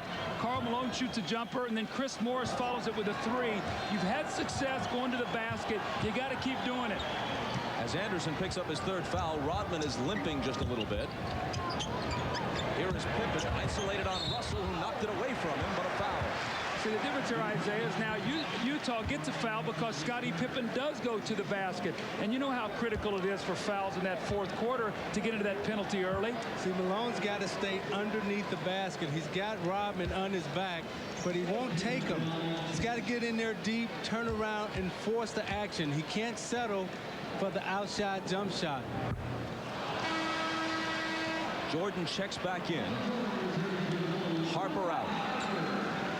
See, Phil Jackson knows the importance of this game. 2 minutes, 22 seconds rest for Michael. He actually gets 8 minutes total rest. But Phil Jackson says, I'm not going to allow Utah to get into any kind of rhythm. We've had them struggling every fourth quarter. We're not going to let them get off the hook tonight. And if I'm Karl Malone right now, this is when I step up and demand the basketball inside. Comes out and screens high, then gets it back and misses the jumper. And Michael, fresh off the rest, grabs the rebound. He's 0 for 3 right now, and they're all from outside. I thought he had a direct line to the post, but he went and set the pick-and-roll screen. Michael ready to work. Got it. Remember, he was able to rest the entire fourth quarter of Game 3, then had 2 days off. There was a practice mixed in, but 2 days off without having to play. And they were off days at home instead of on the road, so he should be fresh. Or at least as fresh as a guy can be at age 35, playing his 101st game of the season. Malone fouled by Rodman, it appeared. There you go, big fella. Now you watch Michael Jordan come behind the screen, peekaboo, knocked off by 2 screens, steps up, lines it up to Jay, knocks it right in. And that's how aggressive Malone must be on the other end with the basketball. You knew when Jordan got the basketball, he wasn't going to pass it at all. He's going to keep it and hold on to it. Hopefully when Malone gets some rest, he'll come back in and assert himself more in this game. Malone sits for the moment, replaced by Antoine Carr. Rodman also to the Chicago bench. Eisner misfires on a 3, out of bounds to Chicago. The foul a moment ago on Rodman was his 3rd. 9:52 to play in the 4th. Chicago by 7. Go to the finals. Thanks to Captain Jim Maloney and his crew aboard the Goodyear Blimp Stars and Stripes for tonight's overhead shots. The woes continue for Utah in the fourth quarter. More importantly, they're stuck on the perimeter once again to start this quarter. You see Morris misses the 3. Karl Malone misses the jump shot from about 17. It rattles in and out. Then Malone once again misses the J. And Isley with the 3. This is a real trouble time right now for Utah. They're down 7. You see the shot attempts here, Isaiah, in the fourth quarter. The scary thing is you're down 7, and you've only scored 20 points once in the last 8 quarters. Your defense is going to have to really suck it up here and win this game for you. And Doug, if I'm John Stockton right now, I walk up and I take control of this game and I grab all my guys and say, hey, no more bad shots, take only good shots and take the ball to the rack. Stockton back in the game for Utah. Anderson against Jordan, pops it over him and comes up short. Malone, who was the only Jazz player in double figures in the Game 3 debacle, is still the only Jazz player in double figures here tonight. Isley is closest with 8, and they turn it over.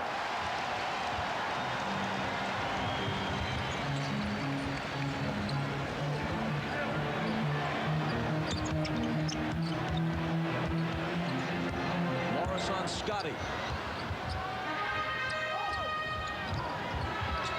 5 on the shot clock. Longley traveled with it, and they were about to be hit with a 24-second violation anyway. See, Bob, that's not Luke Longley's fault. You don't want your big guy to end up with the ball at the end of the shot clock. You know, the fans are not happy, but your guard's got to make a play. And Karl Malone has got to say, Jerry Sloan, get me back in the game. We cannot lose this game. Stockton bounces to Carr, open, and hits. First field goal of the fourth after nearly 3.5 minutes for Utah.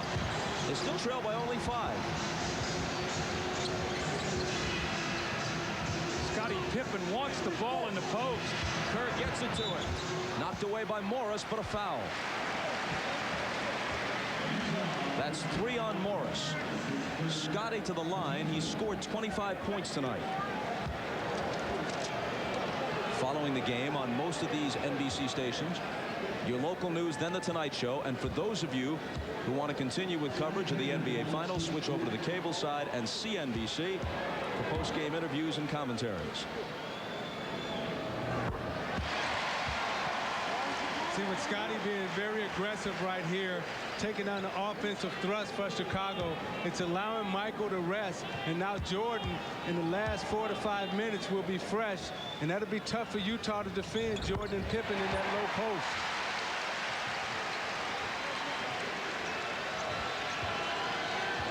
It's a dangerous time for Utah right here, Doug.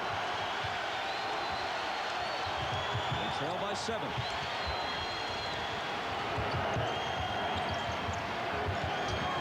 Stockton double team. Finds the open man. And Chris Morris connects on a 2 out of the corner. So Utah's getting trapped. They're throwing the ball to the top, and they're throwing it right back where it came from. You got to look to the weak side, Antoine Carr, when you get trapped on that strong side. Morris comes over to help Anderson with Jordan, and Longley is the recipient of the pass, misses inside, and then is fouled as he tries to go up again. Now Michael Jordan's upset because he wanted Luke Longley to dunk that ball. He breaks across out of the double team. Michael finds him beautifully. You see him underneath the basket. Luke should have dunked that ball.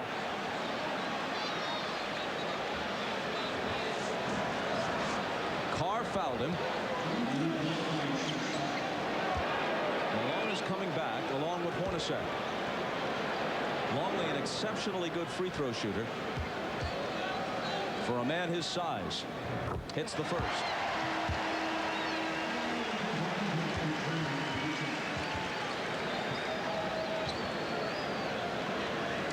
See, Karl Malone got a little 2-minute 15 game time rest, 7 minutes actual time.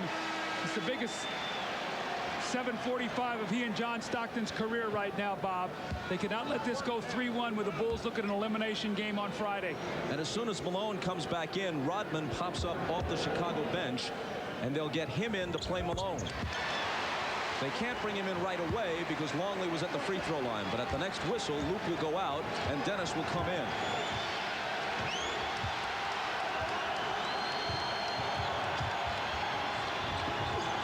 Stockton with a good pass to Anderson, and this could be a three-point play.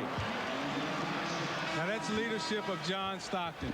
Come into the game, settle your team down, make them take good shots, make them execute, and sustain your concentration. Stay within what you do. This is Utah. Backdoor cuts. This is what we do. This is who we are. We're going to win this game or lose this game, staying in the character of the Utah Jazz. Rodman now for Longley. Kukoc for Burrell.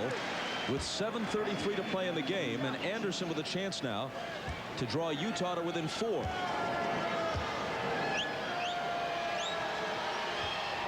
Three-point play. Utah has already committed 14 fouls, so if Chicago will keep attacking the basket, they'll shoot on the next one. The Bulls have only 2 team fouls. Michael, pull up. Misses it.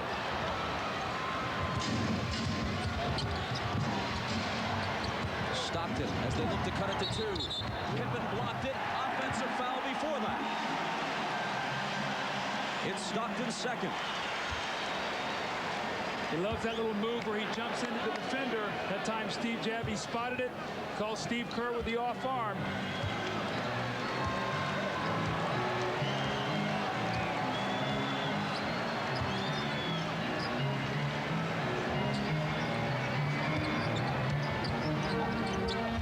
Jordan threw it away, looking for Pippen. On the turnover, Utah gets it back. Somehow they hang in. 2 FBI agents. On screen roll. Instead of the wing screen roll, they're going to run it on the side. And what they're going to do is watch this. He's going to come off. Scotty's the roamer, and Anderson's going to go right underneath the basket, and Stockton will find him. Little adjustments once again. Watch Scotty come up and rotate. Anderson works against the vision. Three-point play.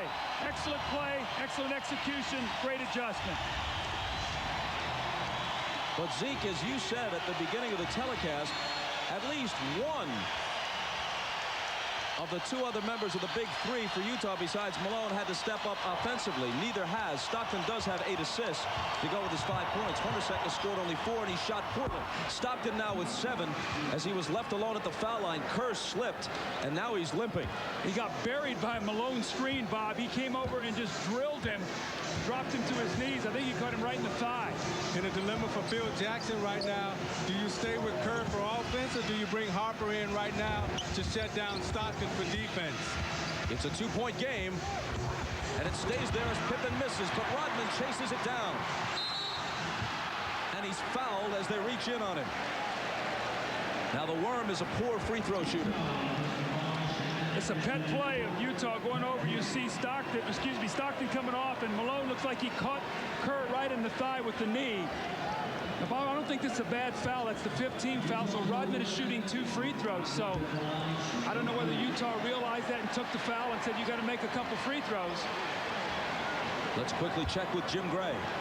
All right, Bob, during that last timeout, Jerry Sloan looked at his guys. He said, hey, this game is ours. We can take this game. It boils down to simple execution. Don't get fancy. Do all the things that we've done all year long to put ourselves in this position, and we can win this game. Bob?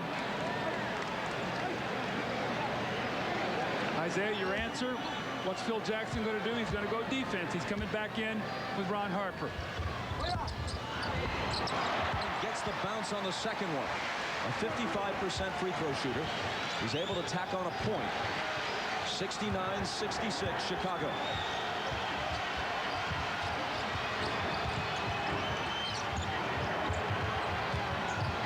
Harper dives for it with Stockton. And it's Ron who comes away with it.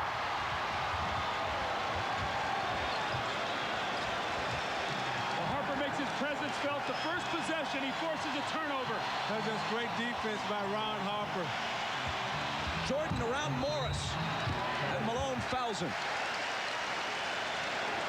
Now you watch Harper defending Stockton.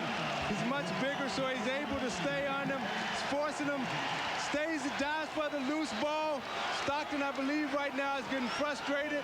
And on the other end, he picks up the foul on Jordan. What Stockton must do, Doug, is stay on the right side of the court so he can have his right hand free, so he can make passes and he can get shots. Can't let Harper influence him to the left side where he can use his size and his strength.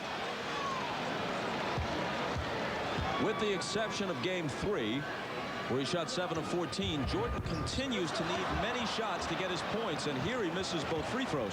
He's just 9 of 22 from the floor. He has 25 points. Pippen leads Chicago with 27.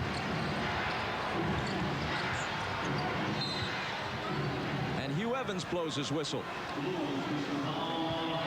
See, Isaiah, they're actually running a set play that's an adjustment. Utah is running that screen roll high to the left side to try to get Malone to step back and get a cutter on the weak side. It's going to be tougher to do with Harper.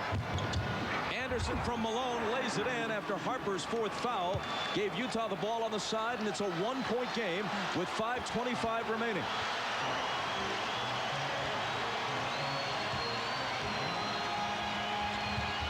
Anderson going for the steal, knocks it away from Jordan.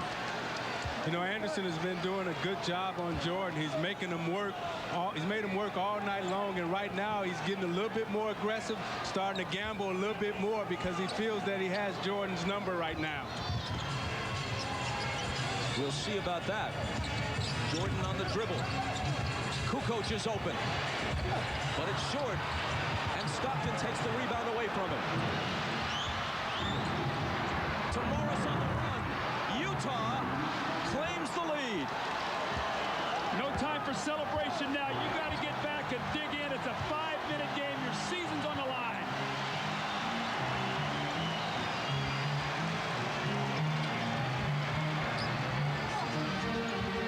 Michael gets the lead back for Chicago.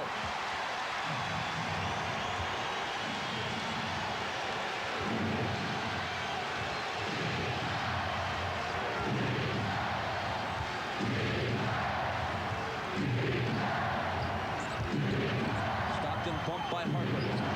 Now John into the lane to the basket and missing it rather badly. Rodman pulls it down. A nice move to slice through the defense, but he couldn't finish. Now you remember that rest period that Michael Jordan had. Let's see if he can take it on down the stretch.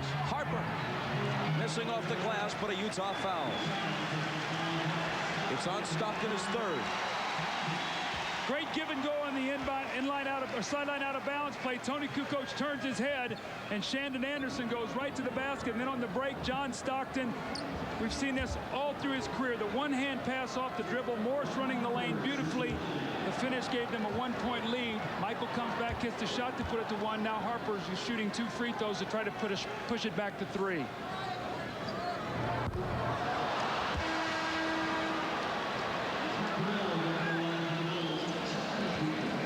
Kukoc goes out, and Scott Burrell checks back in.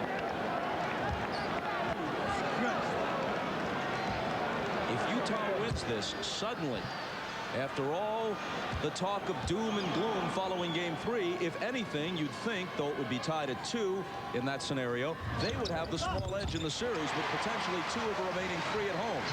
But if Chicago wins it tonight, then Utah is set up for the kill 48 hours later in game 5 at the United Center.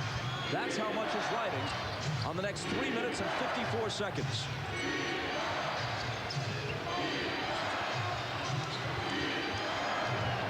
Malone. Out to Stockton, whose 3 won't go. That was a great shot, though. They ran the split, and Stockton is an excellent 3-point shooter. You got to take that shot. Utah 1 of 11 on 3s tonight. Michael. Anderson alone on him. Jumper over him. Won't go. Rebound Malone. Again, they can tie or take the lead with a 3. It's Hornacek to the basket, and it's a brand new game with 3:15 left. And that was because of Karl Malone sealed Dennis Rodman, ran the lane, pinned Rodman under the basket, freed up the open shot for Hornacek. Now Stockton's going to roam, Bob, so Harper will be the open man in a lot of situations here. Scotty for 3. Rodman is there, and Anderson fouled him, which is not what Dennis wanted. You could see by the expression on his face, he would rather have been able to kick it back out and start the offense over rather than take his own chances at the line. Now you watch Malone seal Rodman underneath the basket, which frees it up for Hornacek to walk in for an easy layup. 2 minutes and 53 seconds to decide it. You never know when it's going to. On the line, every now rebound is critical. Karl Malone has inside position. He allows Rodman to walk him underneath the basket, get the rebound and the foul. You remember it was a critical offensive rebound in Game 2 by Steve Kerr that beat the Jazz. No second shots. Karl Malone has got to throw that bulk around and said, right now it's my time to lead my team to a win tonight and even this series up. Certainly not the guy you want on the line in this situation if you're Phil Jackson. But don't be surprised if Dennis Rodman steps up to the line and knock these free throws down, because that's the kind of guy that he is. Under pressure, he loves the pressure, and he loves this time of the game. And it wouldn't surprise if he walked up there and made one of them. Well, the gods were with him on that. You'd think he was in Las Vegas with that bounce. I thought that's only when he was in Utah that he went to Vegas. What a bounce he got there. He rolls the dice again and makes them both. Who needs practice? That's how he is, Doug. Under pressure situations, he comes through. Stockton. Harper on him. The pass from Morris in the lane against Pippen, who fouled him. See, Stockton is doing a much better job, Bob. As Pippen is running around, Stockton is stringing him out, and he's making him pursuit to the double team, because if he doesn't, it's an illegal defense. So he pulled the dribble out, strung him out through to the corner, and Morris was able to get the ball underneath the basket. So Stockton's got to continue to do that if they're going to run off with Pippen. The pressure shifts to Morris, and the veteran hits the first. You know, in that play you just described, Doug, if they could have got that ball to Morris just a split second earlier, he was underneath for a wide open dunk. He's a 72% free throw shooter for the season. And it spills off. Rodman takes down his 14th rebound.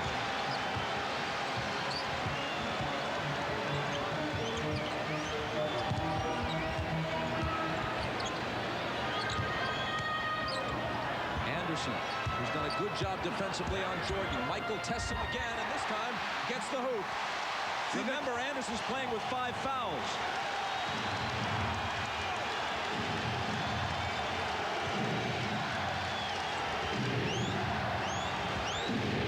2 minutes to play. Looking for Anderson, broken up by Burrell. See, with Steve Kerr in the game, Stockton is so afraid to leave, he allowed Michael Jordan to get the layup. Now you're going to go offensive, defensive substitution. Harper in for Kerr. 1:58 on the game clock, 11 on the shot clock.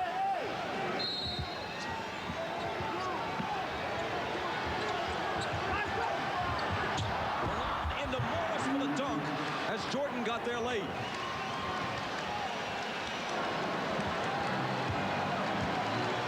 Again, a one-point game.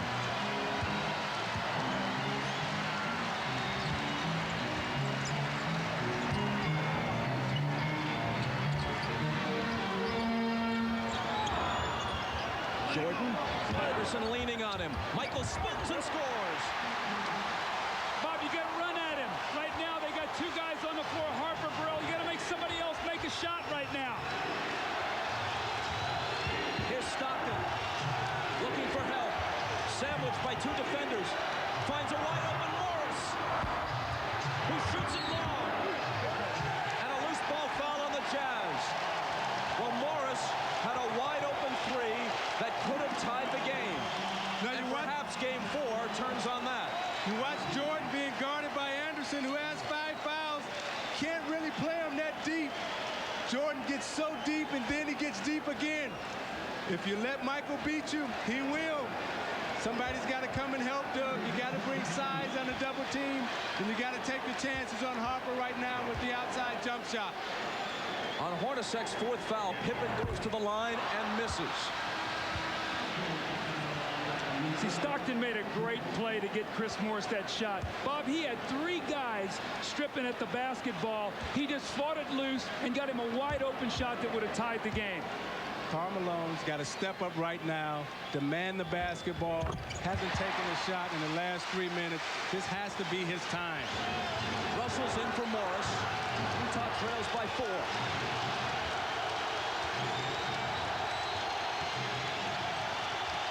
Stockton to the basket. Knocked away from him, but it comes to Hornacek, who hits. It's a 2-pointer.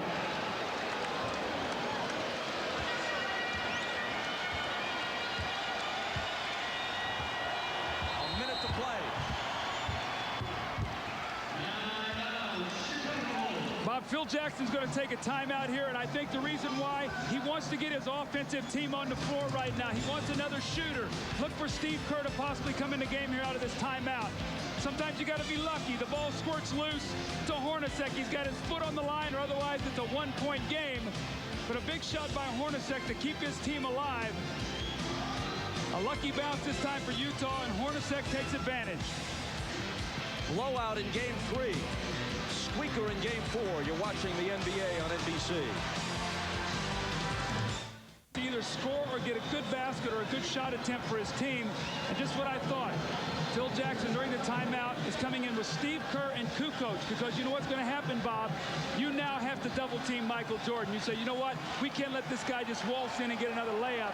So look for either Steve Kerr or Kukoc to have a 3-point shot, and Rodman on the offensive boards.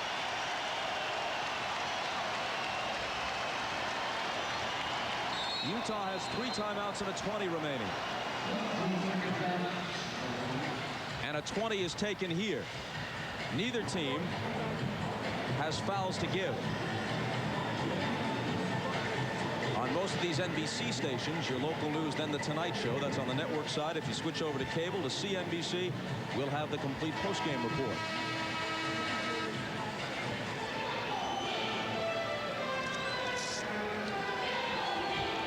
Chicago used its 20. They now have 2 full timeouts remaining. Bob, under no circumstances here can you give up a second shot. All 5 of your players have got to be in the paint. And if the Bulls miss, you have got to come away with the rebound. Michael's going to inbound the ball. Well, I guarantee you that's some camouflage, because he's not going to be out of the play. Whatever's going to happen, it's going to end up in his hands. Now the officials are conferring with Phil Jackson over to listen in.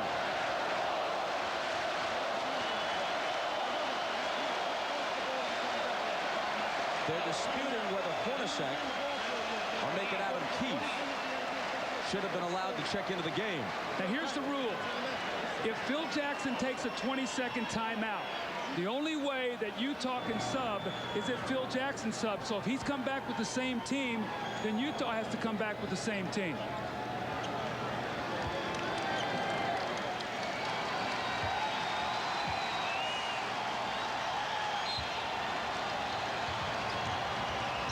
Jordan brings it into Pippen and back to Michael.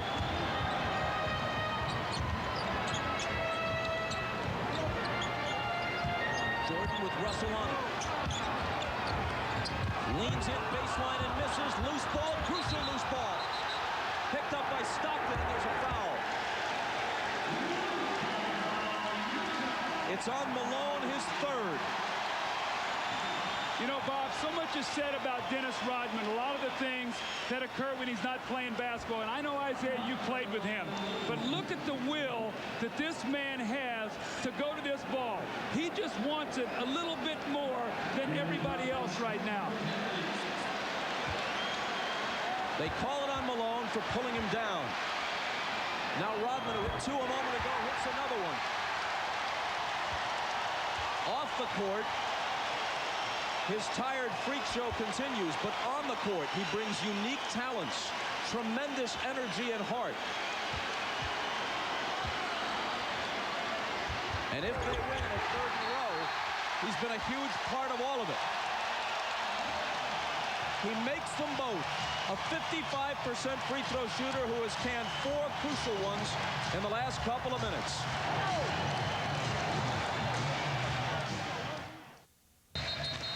Well, Utah forces Michael into a tough miss. And Isaiah, this is a tough call to have to make. You're going to watch Malone and Rodman. They both got each other wrapped up. Look this. Who do you call that foul on?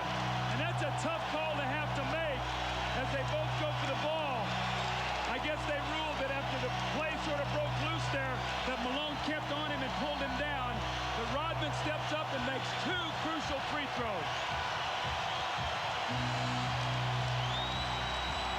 So instead of trailing by 2 and heading up court with the ball, now after the timeout, Utah inbounds, down by 4. Malone screens for Stockton. John to the basket off the baseline, misses the reverse. Loose ball, knocked around and picked up by Harper. Here comes Kukoc, knocked away from him by Russell. And even though there's a foul, it's a good thing for Utah because Jordan was the only guy on the other side of half court, and he would have had the slam. See, that was a tough shot for Stockton to make. Driving to his left. It's hard for him going left. You see, they forcing him left again. Harper's bearing down on him, forces him to take a tough reverse layup. And Chicago comes up with the loose ball. Rodman taps it out. Harper comes in and makes up the pass to Kukoc. Now Kukoc is on the line. In addition to Hart, look at the guys on the floor. They're so long, and with the long arms, when there is a loose ball, they automatically have a built-in advantage. Guys like Harper and Pippen and Rodman and Jordan, all things being even close to equal. A 6-point lead.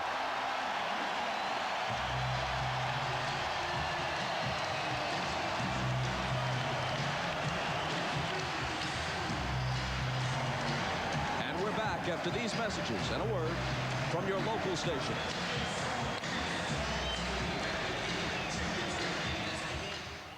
Here at NBC. The harsh verdict of history is closing in on Karl Malone. Meanwhile, Dennis Rodman, who hasn't scored a field goal tonight, has had an incredible impact nonetheless. 14 rebounds, half of them on the offensive glass. 6 points, all at the line. 5 of 6 free throws in the fourth quarter, including the last 4 in a row.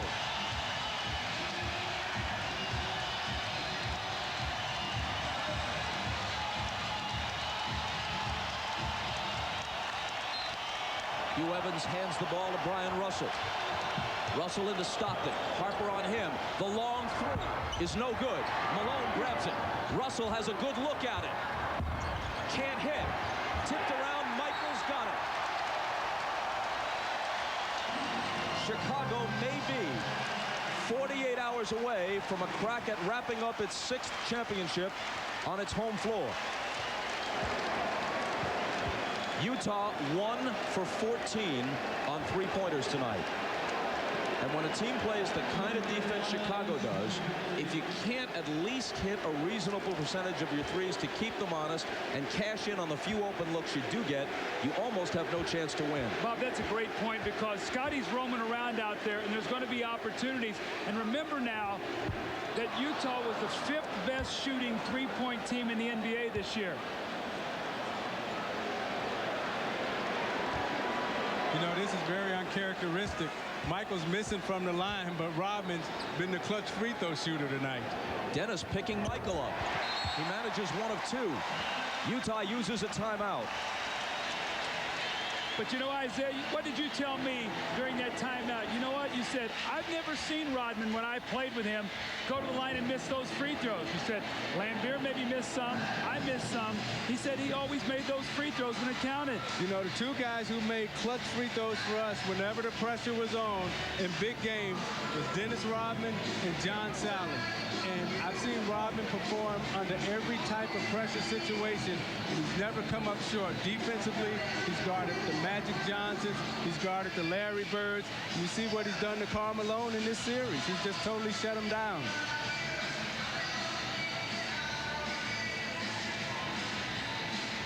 Well, people wondered whether his trip up to Detroit to hang around with Hulk Hogan and company at the wrestling show would prove to be a distraction. It certainly made headlines. Regardless of what you think of Dennis's ongoing antics, it's pretty clear that it doesn't represent much of a distraction to his team at this point. They understand it.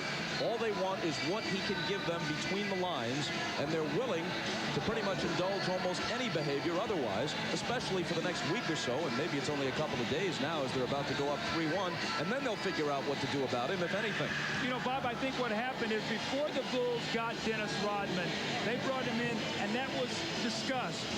And Michael Jordan and Scotty and Phil all talked about it, and they said, look, there's going to be two sets of rules here. Dennis is going to maybe go to a different drummer, but when he plays, he's going to play hard. Can we live with that? Can we live with all the other things that goes on? And the answer is that Chicago looks like they're going to win their third straight championship with Dennis Rodman unless Utah can pull out a miracle and win 3 straight games. You know, Rodman is a free spirit. He's a child in a man's body, and you have to give the Chicago Bulls and his teammates a lot of credit for embracing this type of unique and special individual. He is a great, great player, and based on his contributions to championships in both Detroit and Chicago, and based on the 7 consecutive rebounding titles and the defensive brilliance, it's very hard to make a case for him not going into the Hall of Fame. They'll just have to cringe when he steps up to the mic for the acceptance speech. Here comes Russell. Utah has only a 20-second timeout remaining. Malone has to shoot the 3, and actually his foot is on the line, so it becomes a 2-pointer, which only cuts the lead to 5. And Stockton fouls Jordan.